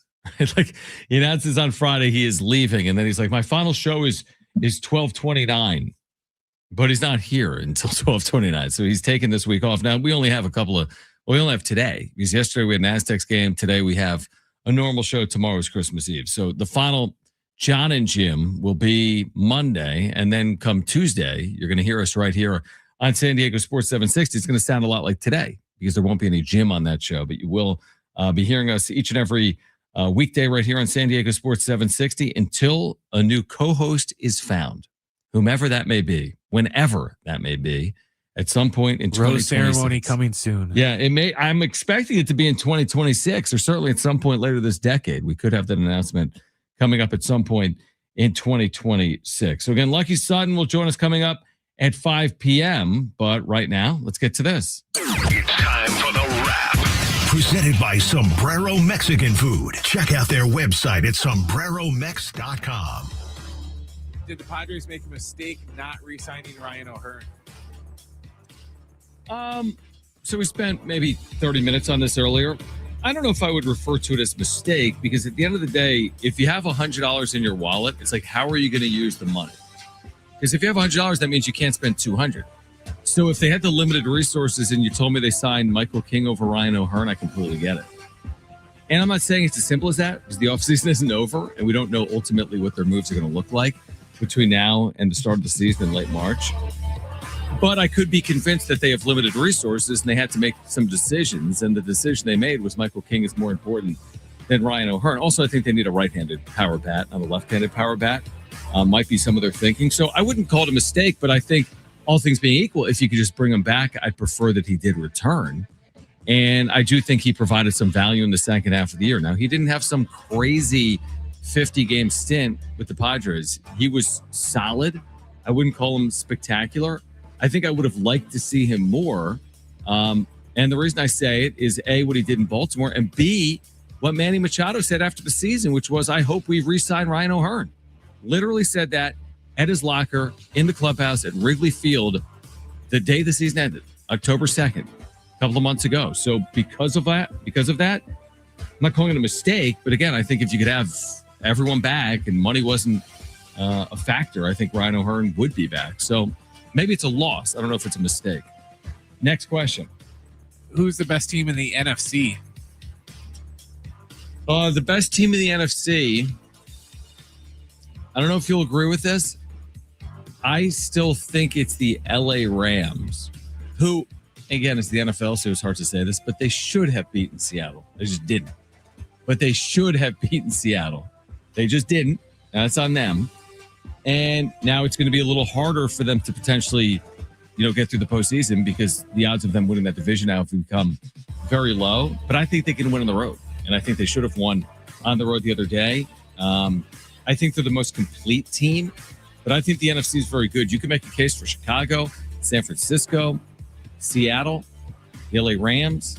Maybe I'm missing someone. It's harder for me to make the case for the Eagles, but maybe you could make that case as well. I think there's 5-6 teams you can make a case for, including, again, the LA Rams. Who do you think is the best team in the NFC, bro? One of the NFC West teams, I would say. I don't know if I trust Seattle in the playoffs. And I don't know if I trust Brock Purdy in the playoffs either. I trust Matthew Stafford way more than I do. So I'd probably go with the Rams because, you brought up they blew that Seahawks game. But remember, they also blew that Eagles game too.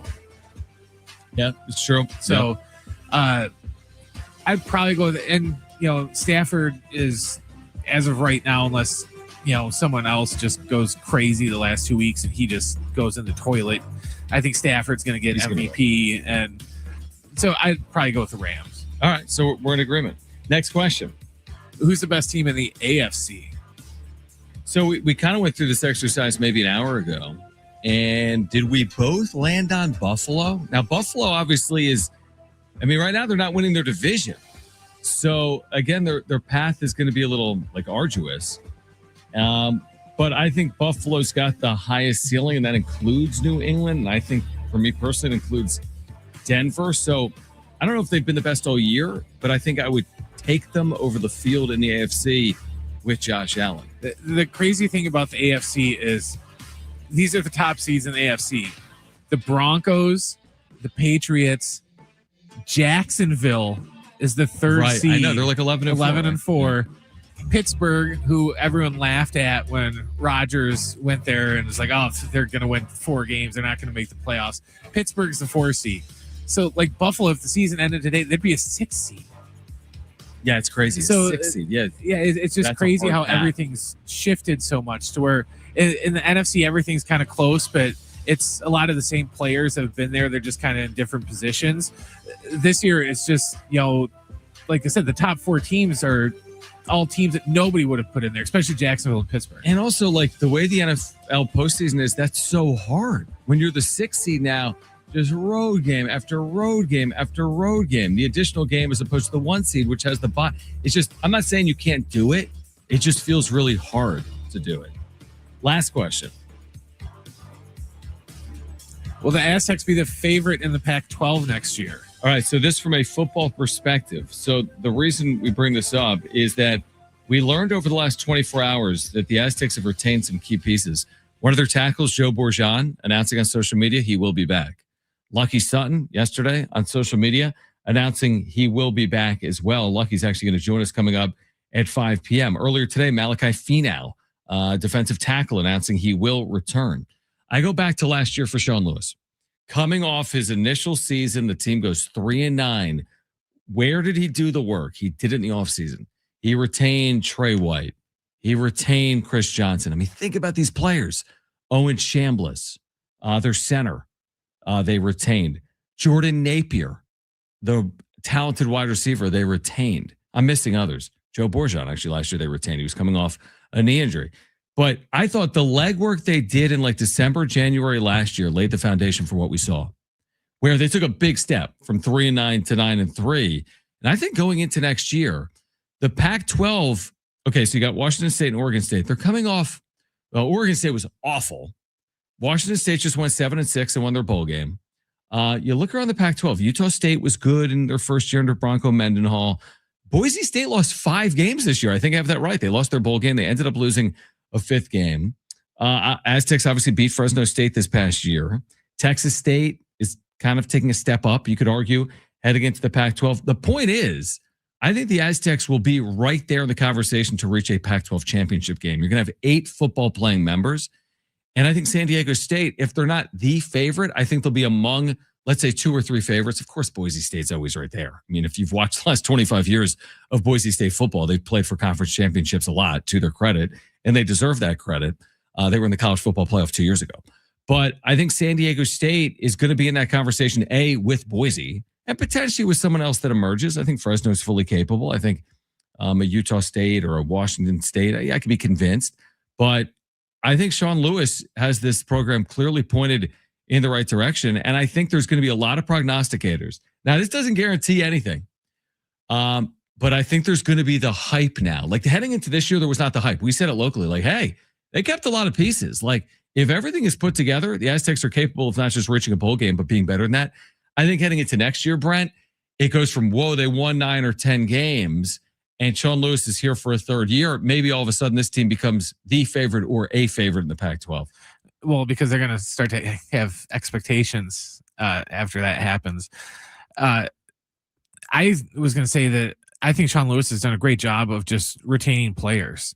I remember at the end of last year, like last couple of games, like there's a lot of fan panic about, just because, and obviously, they don't have the NIL money that, schools like Oklahoma or somebody like that would have, to where a lot of the fans kind of went in a panic to where, oh God, any players that we have that are good, Trey White, any of these guys, they're going to be gone because, some big blue blood school is just going to come right out a blank check and they're just going to steal all of our players away and none of it's going to matter. And they all stayed. Correct. All the ones that mattered all stayed. And we're kind of starting to see the same thing this year already. And they're not even they got their bowl games not until Saturday, but we're already see, more key pieces just saying, no, I'm going to stay. I could go someplace else and chase the money, but we think we got something, starting to brew here and I'm going to stay. Man, I'll tell you what, the retention piece, look at what San Diego State basketball has done. And like one of the keys this year, and I still think it's going to be a significant factor, is they kept, Miles Bird could have gone anywhere if you wanted. Reese Dixon Waters could have gone anywhere. You have these younger players, the Pharaoh Comptons and the Taj DeGourvilles, a Miles Heide, a BJ Davis. So many of these players returned. And I think ultimately San Diego State's going to be better off for it. Same thing with football, to your point. I think one of the most underrated parts of the portal, everyone gets enamored by the newcomer. Oh, you've added this quarterback. You've added this defensive tackle. What about the pieces you kept? Because that, to me, gives you the opportunity to take the leaps forward. And to your point, I think we saw it with Sean Lewis this past year with his team. I think we'll see it again. I think they have the resources necessary. They're not going to retain all pieces, but I think they'll retain enough that's going to put them in a position to be successful. You look at what basketball has done again with the Mesa Foundation. It's been incredible. I mean, up against budgets that are massive. You look around college basketball landscape. Look at the Michigans of the world, the Arizonas, the Kentuckys, the Kansases. It's not easy, but it also speaks to what can be accomplished here. I think playing for Brian Dutcher, you can get to the NBA. Playing for Sean Lewis, I think they believed in Sean. He's talked about this. There wasn't the proof and concept when they went 3-9, yet players elected to return. So what does that say about Sean and his staff, that players trusted him? And it's not because they were getting the most money. It's because they believed in what Sean was building and what this program is capable of. And I think they've reaped the rewards of that to some extent in 2025. And hopefully that continues in 2026. And speaking of the Aztecs, Lucky Sutton will join us at 5. And you're going to hear from Dave Velasquez coming up at 5:30 following that game Saturday night in Phoenix against the University of Arizona. We've got Lakers basketball tonight coming up at 5:45. Don't go anywhere. This is Jon and Jim, San Diego Sports 760, live on the iHeartRadio app.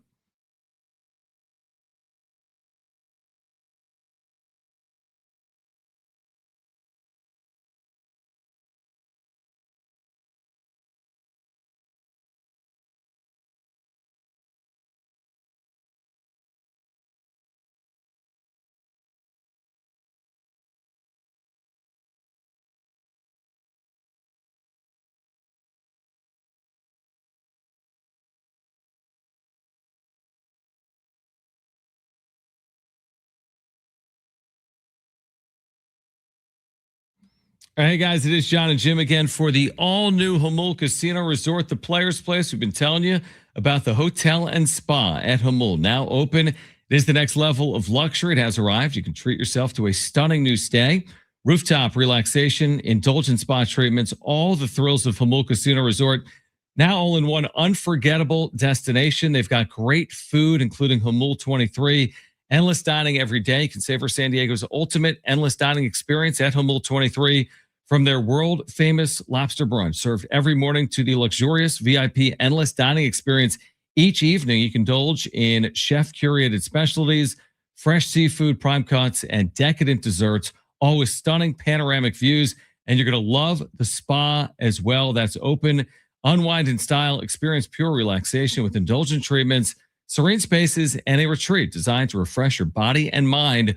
Only at Hamul Casino Resort, the Players Place.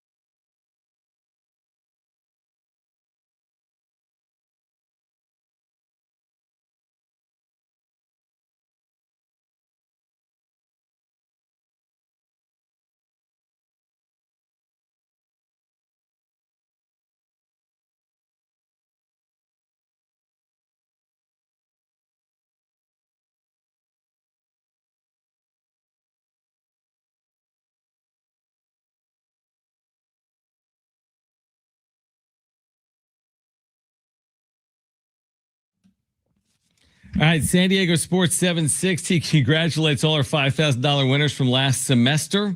In iHeartRadio's Thank a Teacher, powered by Donors Choose, there's still time for you to nominate a public school teacher making a difference, and maybe they'll be one of our next winners of $5,000.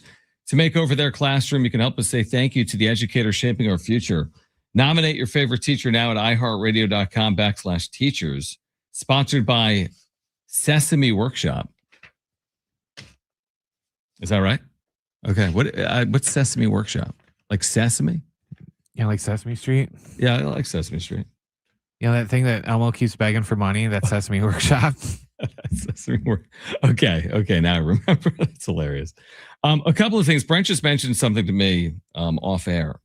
He's like, who do you have, scheduled to join for Jim's final show? Jim's final show being Monday, coming up after Christmas. So 6 days from now. And I told Brent, because this is the truth. I'm like, I haven't spent 1 second thinking about it. So what's going to happen is here's the thing. I'm going to take everyone behind the curtains.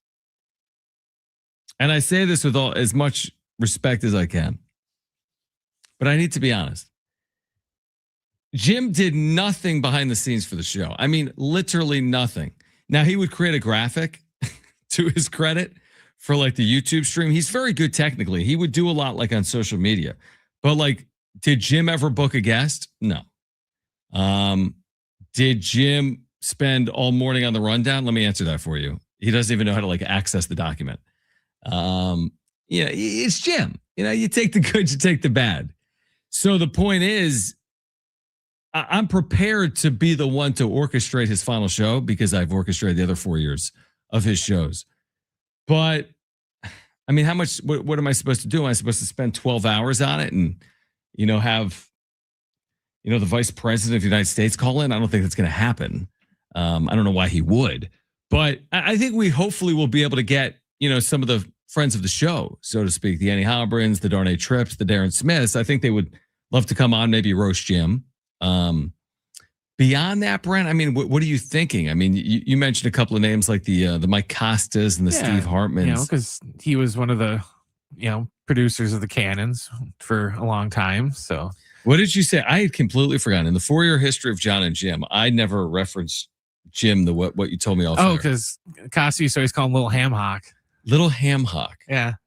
What kind of nickname is that? Whenever they would do their goodbyes and sign-offs at the end of the show, that is how Costa would address Jim. He'd be like, thanks to Steve and Ernie and Lil Ham Hock and Jim Russell, he would call him. Is there, let me ask our listeners this, or viewers. You can text us 70470, start it with team. You can call us 877-767-4760. Is there someone you would like to appear on the show on Monday on Jim's final day? Like Xander Bogaerts? It's not happening. I don't think Manny Machado is calling in, or AJ Preller, but is there someone I'm missing? Do you want to hear from Kevin Acee? Do you want to hear from Will Brinson? Is there someone else that I'm not thinking of right now, just off kind of the cuff, that should join us? Is there, like you said, maybe a host or a former host or someone that's worked here previously that should call in? Because we're going to have 3 hours and 15 minutes. We have Monday Night Football that night at 5:15. But we'll still have a long enough show from 2 to 5:15 next Monday. But I don't know if there's anyone I'm missing, I guess is the point, that needs to be on the show. Like, do we need like a Mark Willard who he like engineered for or produced for back in the, how on earth did Jim produce the show? I don't know. He forgot. He forgot how to produce, or he forgot to do it? Well, he forgot how to produce. Yeah, no. That was evident that one day I was actually not here and he had to run the board. Yeah, exactly. That was terrible. That was so terrible. So, yeah, it's going to be a fun show. I'm looking forward to it. Monday, 2 p.m., final show of the Jim Russell era. He announced on Friday his reasons for departing, which is we completely understand and respect. It is the end of an era. He's out of the business. Now, we're still doing the wrap-up show. So we're going to be doing the wrap-up show on YouTube in 2026, hopefully beyond as well. It's going to look different than the wrap-up show used to look. Because you can't, I mean, if you're Jim and you're in the suburbs of Philadelphia and the Padres are playing the Dodgers, the game ends at, 10:05 p.m., right? Let's just say that, 10:10 p.m. Pacific. And then by the time you hop on the stream, 15 minutes later, it's now 10:25 Pacific. You're on the air until 11:30, 11:45. We have some shows you're on the air for an hour and a half or 2 hours. All of a sudden, it's midnight Pacific. Well, that's 3 a.m. in Philadelphia, even using Jim's math. So we're not going to be able to do that as frequently, but we're going to do shows some nights, daytime, kind of like the day after as well on the wrap-up show. So we'll still be doing that in 2026. And this channel will continue to exist. We're just going to change the name of the channel. If you're watching on YouTube, if you're listening on San Diego Sports 760 or on the iHeartRadio app, we'll still be with you each and every day. Just the name of the show is going to change. I'll have a new co-host, in fact, in 2026. If you have an idea for a co-host, you can tell us that as well. All right, we're going to get back to the Padres on the other side. Lucky Sutton will join us coming up at 5 p.m. We can just combine Jim's last show and co-host auditions to where while you're roasting Jim and saying goodbye, you can also audition to replace him. That's not a terrible idea. We might have to get like a Ben Fadden on the show since they're like rivals. Although Jim was on Ben Fadden's show, I think, in the last 24 hours. Okay, we're going to get back to the Padres who miss out on Ryan O'Hearn. Where do they turn from here? Plus, Lucky Sutton joins us at 5 p.m. And Dave Velasquez, the longtime Aztec assistant, men's basketball, of course, right now to Brian Dutcher. We caught up with him Saturday night after that loss to number 1 Arizona. You'll hear that conversation coming up at 5:30. This is Jon and Jim, San Diego Sports 760, and live on the iHeartRadio app.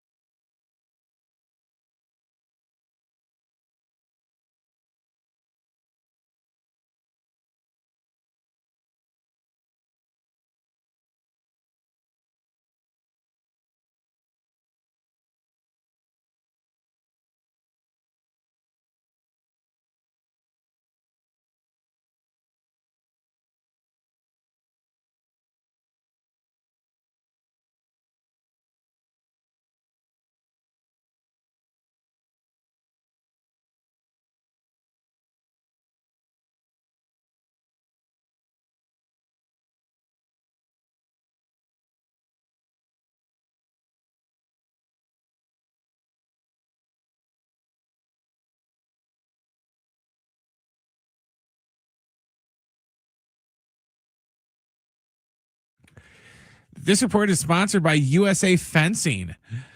The Aztec football team's getting ready for their New Mexico Bowl matchup against number 25 North Texas on Saturday. Our pregame coverage starts at 12:45, and John and Rich will have the kick around 2:45. In NFL news, Vikings quarterback J.J. McCarthy has a very, very small hairline fracture, according to Coach Kevin O'Connell, and will not play in the team's Christmas Day game against Detroit. Rookie backup Max Brosmer will start, but the Vikings have not ruled out McCarthy from playing in their final regular season game against Green Bay. Tonight we have Lakers basketball on San Diego Sports 760 when the team takes on the Suns. They'll be doing that without Luka, though. He's just been ruled out with a calf injury. Pregame coverage starts at 5:45 and the tip will be after 6. Ever wanted to try an Olympic and Paralympic sport? Try fencing. It's fast, safe, and easy to start. Find a beginner class near you at usafencing.org/tryfencing. That's usafencing.org/tryfencing.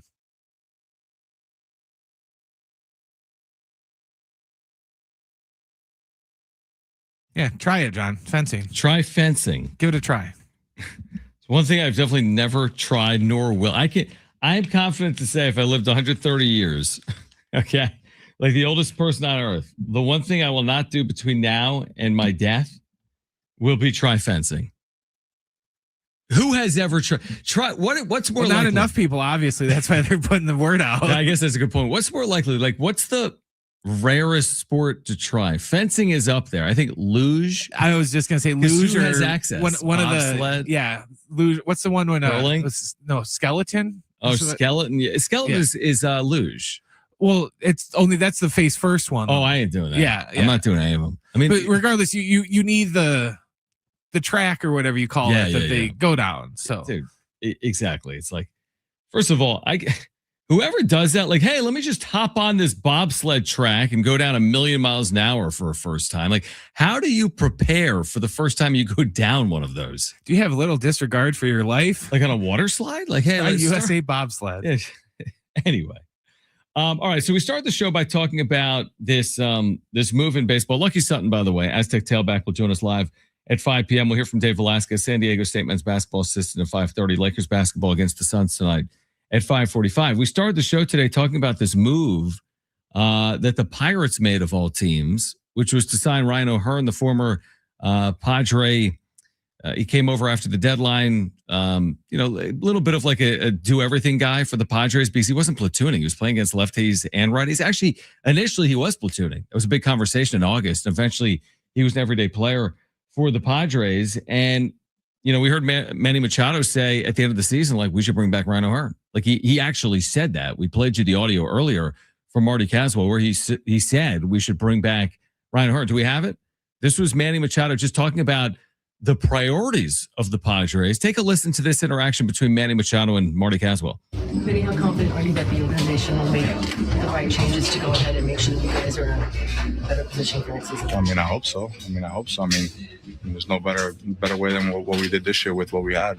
Cut payroll, and we do what we do. Hopefully we bring back O'Hearn, we bring back other guys that need to be here. This team is ready. This team's ready. We fell short this year, but we're confident in the group that we have that we can go out there and repeat it every single year. So, I hope they continue to do that and listen to us and ultimately listen to the fans that want to bring a championship to the city of San Diego. I guess not. He specifically said Ryan O'Hearn. He specifically said as well the Padres cut payroll between 2024 and 2025. So anyway, the point is O'Hearn was obviously liked enough in the clubhouse. And then I think externally from the fan base, just because of his production, I thought Ryan O'Hearn did enough to warrant consideration for coming back. But on the other side of that equation is, he hit for power, but he didn't hit for crazy power. And he's a left-handed bat. The Padres already have a left-handed heavy lineup.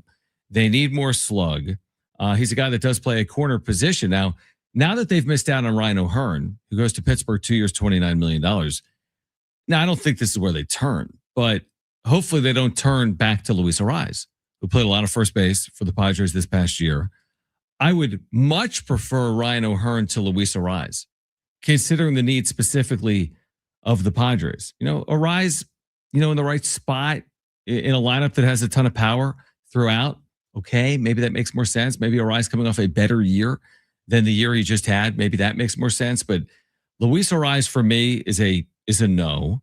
And then you start talking about some of these other options. We talked about like Murakami, who signed with the White Sox.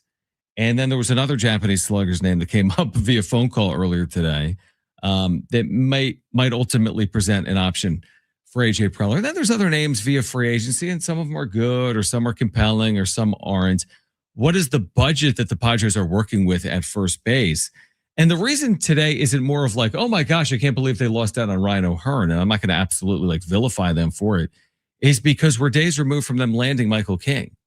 If they had not landed Michael King, if they had not landed Ryan O'Hearn, if they'd already lost out on Dylan Cease, even though I wasn't advocating for him to come back, if they'd already missed out on Robert Suarez, which they have, at some point you're going to look up and be like, well, are you going to retain anything? Are you going to bring anyone back? Are you really trying to compete to the best of your ability in 2026? I'm not going to go down that path today because I thought the Michael King signing was the most impactful signing they could make. I think it was more important than Dylan Cease. I think it's more important than Robert Suarez. And truthfully, I think it's more important than Ryan O'Hearn. I like O'Hearn. And all things being equal, I think if they had the money, I would have paid it to him. I think it's reasonable. It's a little high, maybe 15 a year is a good amount of money. I don't even know if he's playing every day. He's a guy that platooned a little bit last year, has not hit left-handed pitching a ton in his career, but did hit it in 2025. So I understand looking elsewhere. Maybe you can get similar production from Ryan O'Hearn for 2/3 of the cost or half of the cost. Maybe you get it for $7 a year. Maybe you get it for $5 million a year or 8 or 9. And he's going to get, he gets the multiple years. He's not a kid. I think he's 32 or 33 years of age. So I understand the trepidation from the organization perspective, if there was trepidation, but he was a free agent and he ends up going to the Pittsburgh Pirates. And again, we started the offseason by saying, hey, they need to find slug this offseason. Then we spent 2 months worried about pitching because Dylan Cease walked and we thought Michael King was going to walk. And Yu Darvish announces his retirement and Joe Musgrove's coming off Tommy John and Robert Suarez, departs the organization. So we spent 2 months talking about starting pitching. And then now that they address starting pitching with Michael King, I don't think that's their final, way to address their starting pitching. But now that they've kind of done that, now I turn my attention back to the offense. And when I learned that they miss out on Ryan O'Hearn, again, I'm not sitting here overly concerned in the middle of December or late in December, like, oh no, here we go again. They're going to have the 28th highest slug or the third worst slugging percentage in baseball and the third fewest home runs hit in baseball again in 2026. I don't think that. I really don't. I think they can get more production from their lineup in 2026. But I do believe how much more production is a fair question. Because I don't think they go from, the third lowest slugging percentage in baseball to the sixth best slugging percentage in baseball. I don't believe they go from the third worst home run hitting team to the seventh best home run hitting team. I just think they could use something to help them along the way. Whatever that looks like. And it's probably going to be a flawed individual. They're not going to, they're not going to go get a guy that is going to hit 300 and hit 50 home runs. Like, obviously that's not happening, but can you go find someone that can run into more balls than anyone was running into last year that played first base for the Padres? Can you find someone that's capable of hitting 25 to 30 home runs that supplements your lineup when you add him to the Machados and the Merrills and the Tatises? And then of course you're asking Machado, Merrill, Tatis to also perform or take a next step as well for you in 2026. So again, I didn't expect Michael King to be here, and he's here. I kind of expected at the beginning of the offseason maybe Ryan O'Hearn would be back, and he's not here. So there's going to be twists and turns, and more are ahead. Could still be a sizable trade. Could still be a sizable subtraction. I haven't even really talked about that. They still could part ways with salary. They still could make an impactful signing. Maybe they're committed to spending more money. It's hard to truly know. The organization, I do think it's fair to say, is in flux at the very least. I mean, they are exploring a sale. They've said that publicly. So it's not complete business as usual, even if they want to lead you down a path of business as usual. But I would say we're going to get to opening day in 2026, and I know what our expectations are going to be. The expectations are going to be for the Padres to get to the postseason, to find a way to get to the postseason. I don't think the expectations are going to be to win the NL West. I don't think the expectation is to be better than the LA Dodgers to start the year. I do think the way they've committed and spent and the 90-win seasons in each of the last 2 years, I know the fan base is going to expect a lot, and I think they should. I absolutely think they should. And, you go back to this point. The more you make the postseason, at some point can you break through? They've had moments, 2022, 2024 to some extent, although they lost, of course, in 5 to the Dodgers. It's about getting in, playing your best baseball at the right time. We touched on this earlier today. Michael King, I'm not as worried about what he looks like in April. I'm much more concerned about September and October. Same should be said for Joe Musgrove for me. And same should be said for Manny Machado, who was on fumes in September of last year. He was on fumes in September of last year. I want to see the key pieces play at their best when it matters the most. Whatever that takes, however they can position themselves to do that, that's what I hope to see in 2026. I think it's realistic. I don't think it's impossible. I don't think it's, something where we're like hopeful. I do think it's realistic, and I hope we see it in 2026. All right, Lucky Sutton will join us coming up at 5 p.m. We can get into some of these options at first base for the Padres this offseason as well. On the other side, Dave Velasquez. If you missed our conversation with him Saturday night after that loss to number 1 Arizona, I found it to be very insightful and transparent. You're going to hear that coming up at 5:30. And again, we have Lakers basketball tonight, pregame coverage against the Suns coming up at 5:45. This is Jon and Jim, San Diego Sports 760, and live on the iHeartRadio app.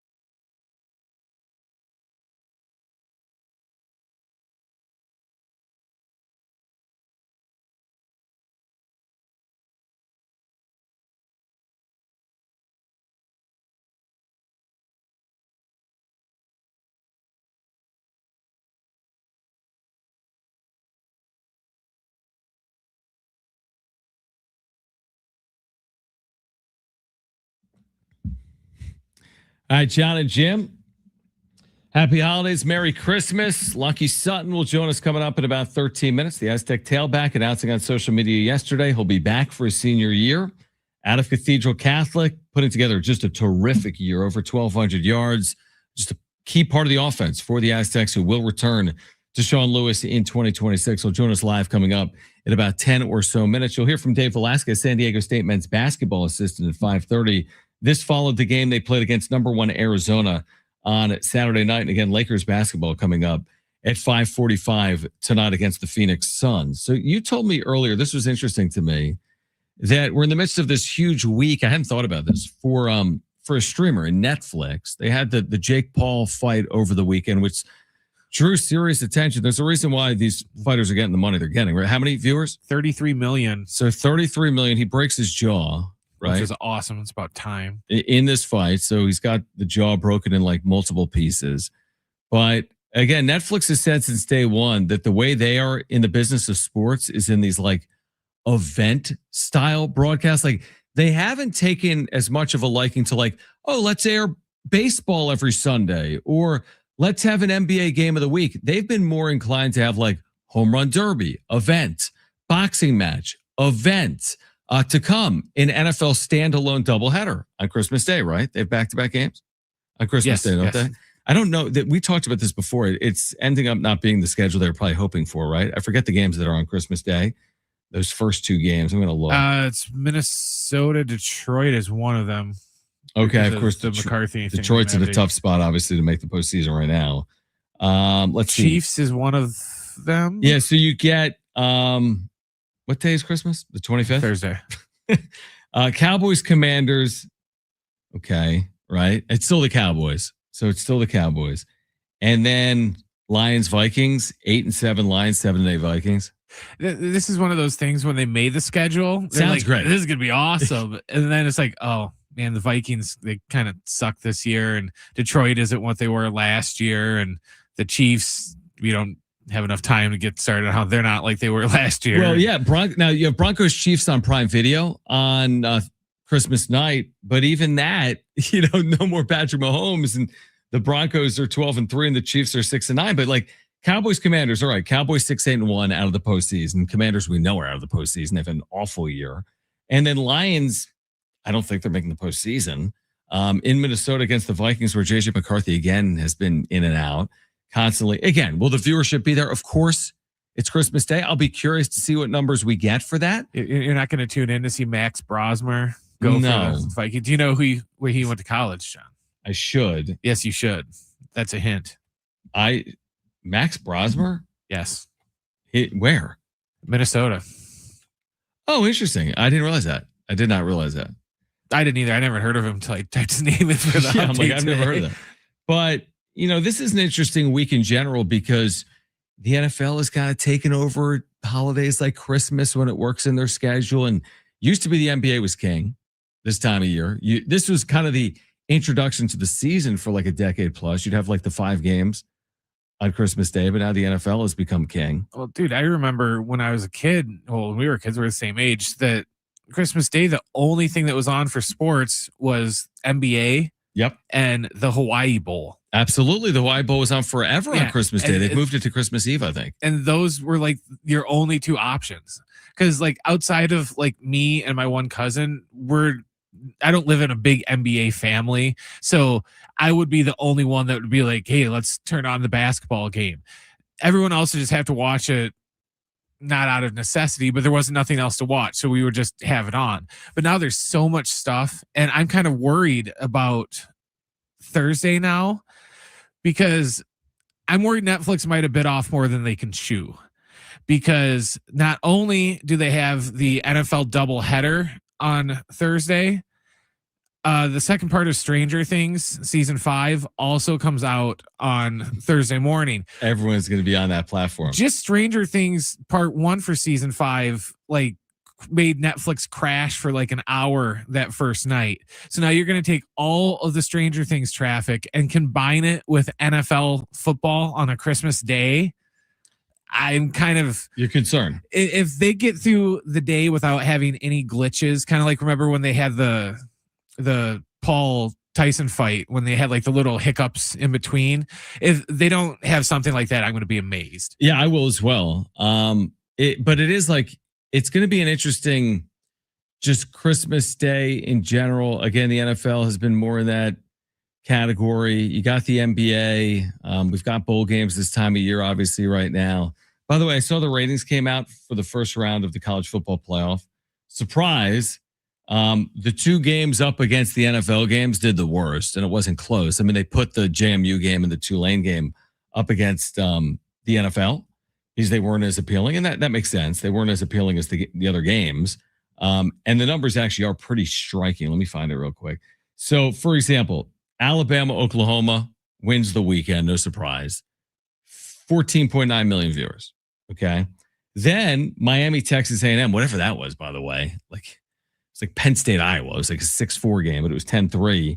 That had 14.8 million viewers. So, okay, big numbers, 14.9, 14.8.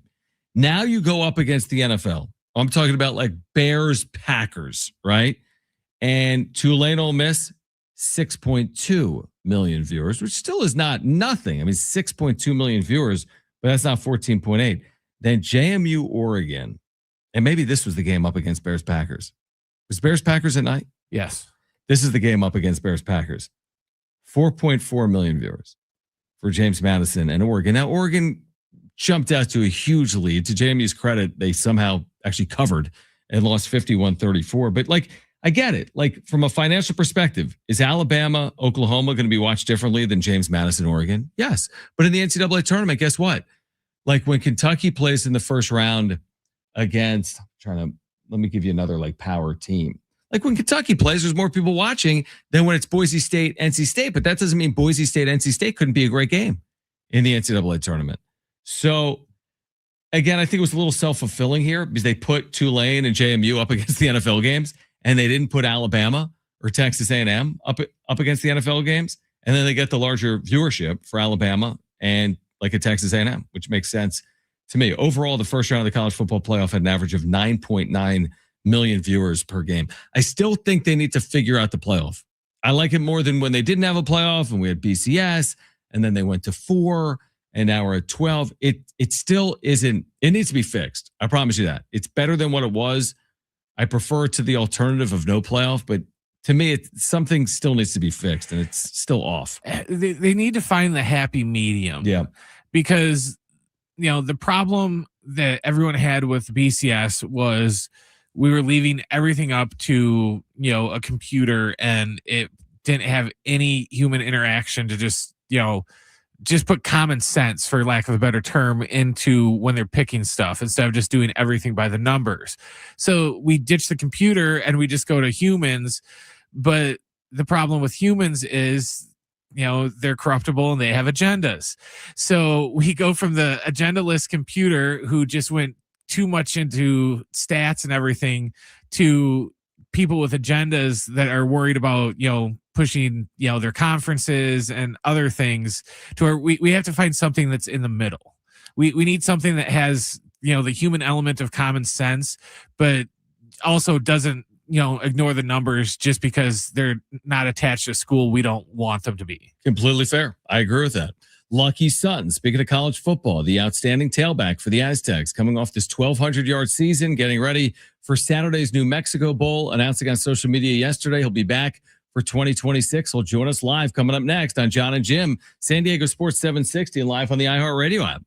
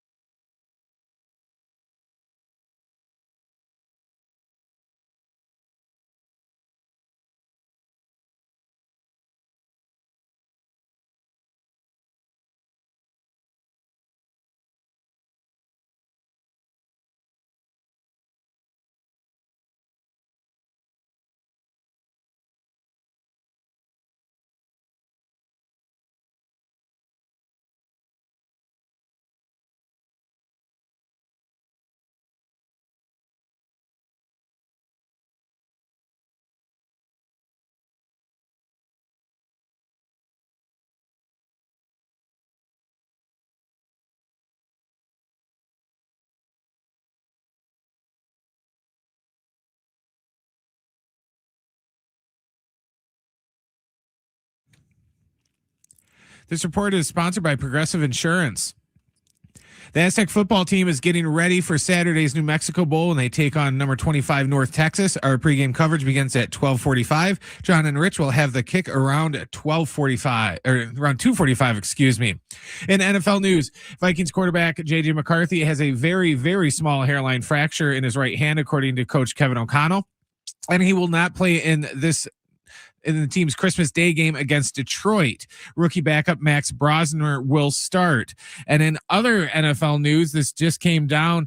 Pittsburgh Steelers wide receiver DK Metcalf will miss the final 2 games of the regular season after his suspension for his altercation with a fan in Detroit on Sunday was upheld. He will now miss their final 2 games at Cleveland and against Baltimore.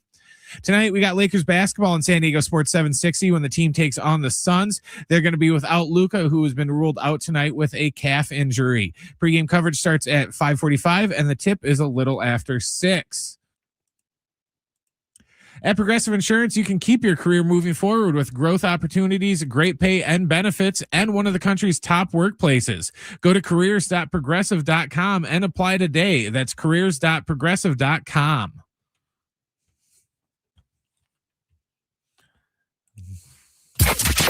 Getting you all set for that drive home. Let's just start the show. Here's Jon and Jim. All right, San Diego and Southern California, what's going on? This is the final hour of Jon and Jim. In fact, we have Lakers basketball against the Suns with pregame coverage at 5:45. You're going to hear from Dave Velasquez, San Diego State men's basketball assistant, postgame from Saturday night at 5:30. But right now, great to catch up with Lucky Sutton, San Diego State's outstanding tailback coming off a terrific regular season, getting ready for the New Mexico Bowl this weekend and announcing on social media yesterday he will return to San Diego State in 2026. Lucky, first of all, thanks so much for hopping on today. Hope you're doing well. Hope you're doing as well. Thank you for having me. So tell us about this decision. These are all big ones, obviously, in college athletics with the portal and with rev share and NIL. You've announced prior to this bowl game that you will be back in 2026. Of course, you're a San Diegan. You starred locally at Cathedral Catholic. What went into returning for another year here on the Mesa? Yes, sir. When I signed that paper a couple years ago in 2021, I had a job to do, and I just want to finish that job. There's definitely some other schools interested hitting me up, but what I felt was to stay home and just being in San Diego, all the support.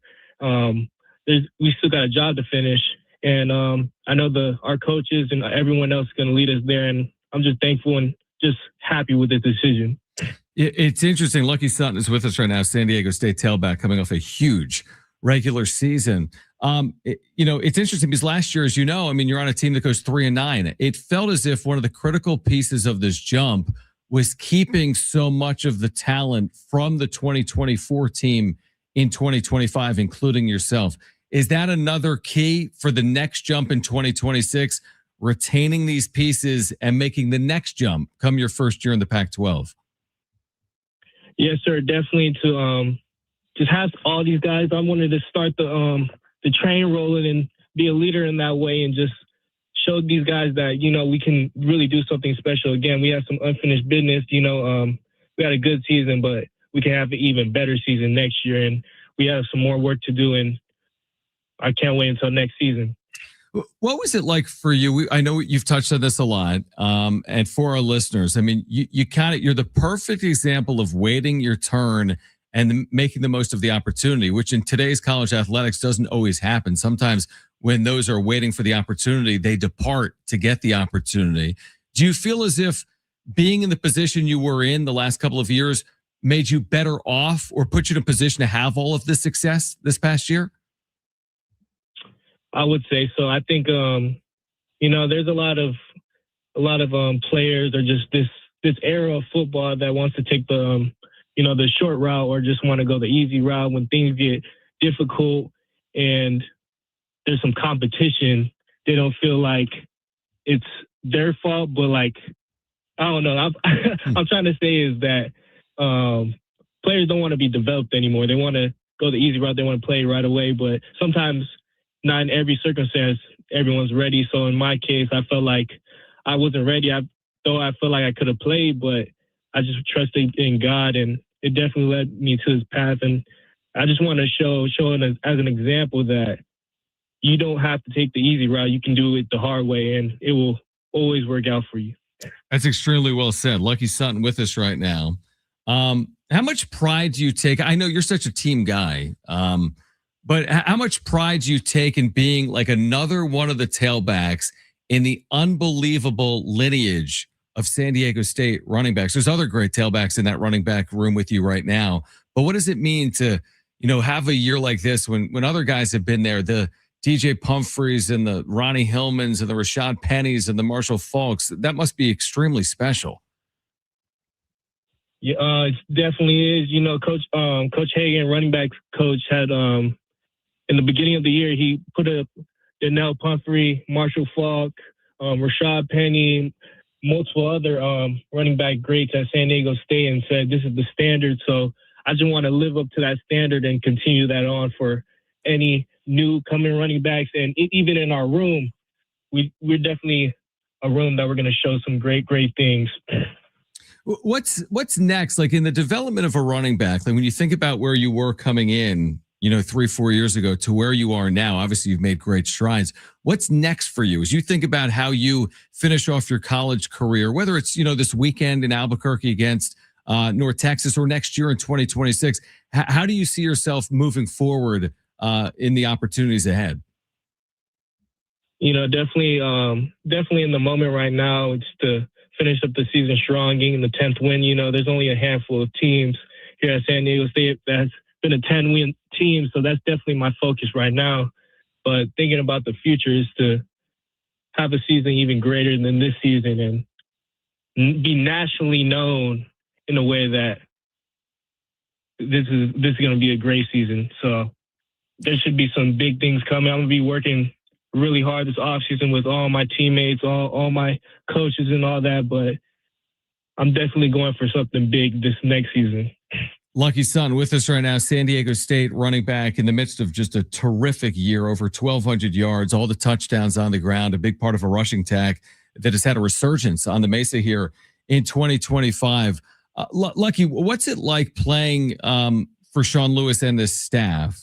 Because, I felt like a year ago, I think Sean has touched on this, like there wasn't necessarily a proof of concept coming off 3-9, yet all these players stayed. And now you go 9-3 and you're reaping the rewards. What's it like being inside the program? Because you've had multiple head coaches. What's it been like being under Sean Lewis these last 2 years? Coach Lewis has done a phenomenal job this past year, this whole year, starting in last January, of just talking about restoring the program, finishing the climb, starting the climb in our sense last season, but he's just done a phenomenal job speaking to all of us, and he's definitely encouraged us and brought us to higher levels than we thought we were going to have this season. So definitely very appreciative for him and just all he has done. What do you expect you've spent so much time in practice, whether it's with Jaden Danigal or Bert Emanuel Jr. or Kyle Crum or others? You've been with all these quarterbacks throughout the course of camp and into the season. What are your expectations for the opportunity that Bert Emanuel has coming up this weekend as well? I'm really excited for him. He's really stepped up and done his job this whole season, but also in this week of prep, I'm really excited to what he does for this upcoming game, and just really excited for him and proud of him. What's it going to take? Let's get to Saturday. So it's the bowl game. It's in New Mexico, where you just were about a month ago. A chance to kind of cleanse your palate from that game against the Lobos, and you're taking on like this unbelievable offense, which doesn't really impact you as a running back. You're not going to be on the field against North Texas's offense, but you got like a styles make fights kind of game. North Texas with their offense, San Diego State with the ground game and the defense. What is it going to take this weekend to earn that 10th win? Just taking care of the every minor detail, all the little things, and playing to our standard. Not making any simple mistakes that we could have, basically just controlling the controllables. That's basically what I'm trying to say, and doing our jobs, and I think it will work out for us. Yeah, last question would just be like, how motivated is the group? What's the lead up and the ramp up been like these last few days? I know you still have a couple of days of practice to get ready for Saturday. But what's the mentality of the group overall heading into this weekend? It's some of the guys, it's their last time playing football or just playing football here at San Diego State. So just hearing all the seniors leaving and all that, that's definitely the motivation. We started a bond in the beginning of the year with this team, and it's really a brotherhood, and just playing for them is just definitely one of our motivations for this upcoming game. And we just want to play next to each other one last time and show what we can do for this 2025 team. Lucky, congratulations on a great regular season. We're excited to see you this weekend in Albuquerque against North Texas. And of course, Aztec fans are thrilled that you'll be returning on the Mesa in 2026 as well. So thanks for taking time with us, and we'll see you this weekend in New Mexico, all right? Yes, sir. Thank you so much. All right, happy holidays as well. Lucky Sutton, outstanding tailback for San Diego State, and a terrific young man. We've had him on a couple of times, made the most of an opportunity. Waited his turn. It is a great life lesson to see college athletes buck a trend. Got to be careful saying that. But right now, when you're a quote unquote backup, you know what happens around football? You leave, right? That's what happens. That's what you don't get an opportunity. You leave. Lucky Sutton last year, playing behind Marquez Cooper, had 5 attempts. You heard me right. Lucky Sutton had 5 carries in 2024 for a 3-9 team. You know what he did? He came back. And you know what he's done? He's taken advantage of the opportunity. 5.2 yards per carry, 1,237 yards, starting every game and 10 rushing touchdowns. He's been terrific. He was one of the top 10 running backs in America. He was a Doak Walker Award semifinalist. So he's a true example of, again, we get so enamored by this guy left and this guy took the paycheck. And then there's an example right here locally of someone that is coming off a 1,000-yard season. He's going to come back, and with health, he's going to have even a bigger season for San Diego State in their first year in the Pac-12 in 2026. And he's got a chance to go down and be remembered as one of the handful of better running backs in the history of the program. And the program is known for some of the best running backs in college football history. So he's just a good example of what college athletes or what college athletics still can be, whether it's locally or nationally. And again, you can listen to him right here Saturday, San Diego State, North Texas, kickoff at 2:45, pregame coverage a couple hours before that. The final game of the 2025 season, San Diego State and North Texas. You can hear it right here on San Diego Sports 760. All right, you're going to hear from Dave Velasquez. We're going to talk Aztecs basketball at 5:30. This is from actually Saturday night after the loss to number 1 Arizona. I thought it was a very insightful conversation. You'll hear it coming up at 5:30. Lakers basketball pregame coverage beginning at 5:45. Stay with us, Jon and Jim, San Diego Sports 760 and live on the iHeartRadio app.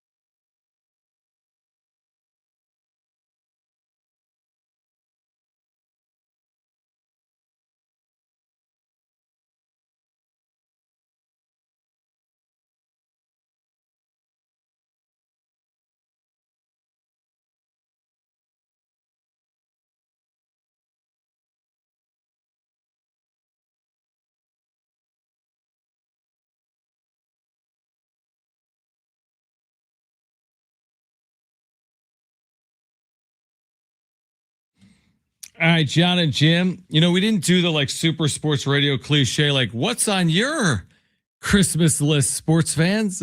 But we could still for a few minutes. If you missed Dave Velasquez following Saturday's game in Phoenix, you're going to hear from Dave Velasquez, longtime Aztec assistant, terrific coach. You'll hear from him coming up at 5:30. I just found it insightful, kind of like where the Aztecs are now. And of course, they played one since then, but it was a Division III game. They blew Whittier out the other day. But I do think it's insightful to hear like kind of where they are right now in this part of the season, coming out of the non-conference into the teeth of the conference schedule. You're going to hear from Dave Velasquez coming up at 5:30. And then, oh, by the way, Lakers basketball tonight, 5:45. Lakers and Suns from Phoenix, Arizona.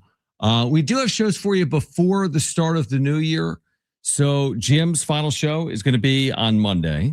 Jon and Jim will come to an end. There'll be a new version of my show, whatever that's going to look like, come next Tuesday, a week from today. But Jim's final show is going to be on Monday. We're going to do, I think, a Jim roast is what we've decided. And by we've decided, I think even Jim decided that.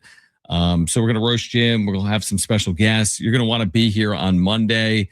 We've got all kinds of coverage for you over the course of the weekend. We have the New Mexico Bowl, again, for you coming up on Saturday. I'll be there with Rich Orenberger.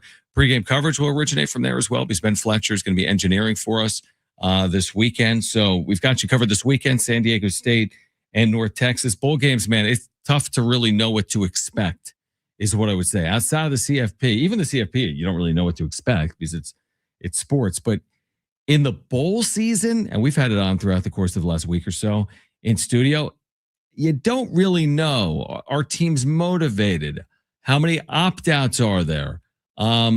The transfer portal, motivation levels. So you don't really know what you're getting into. I think San Diego State's going to be fully motivated. I think they're playing a really good team. I mean, North Texas was a win away from being one of the playoff teams. They lost the American Championship game. They went 11-2 this year, and they scored 45 points per game. So like a very good team. Now they've had a head coaching change. Their head coach is at Oklahoma State. So they've got an interim head coach. Their quarterback threw for 4,000 yards. Is he going to play? I'm not sure. I think his intent is to enter the transfer portal. He may play.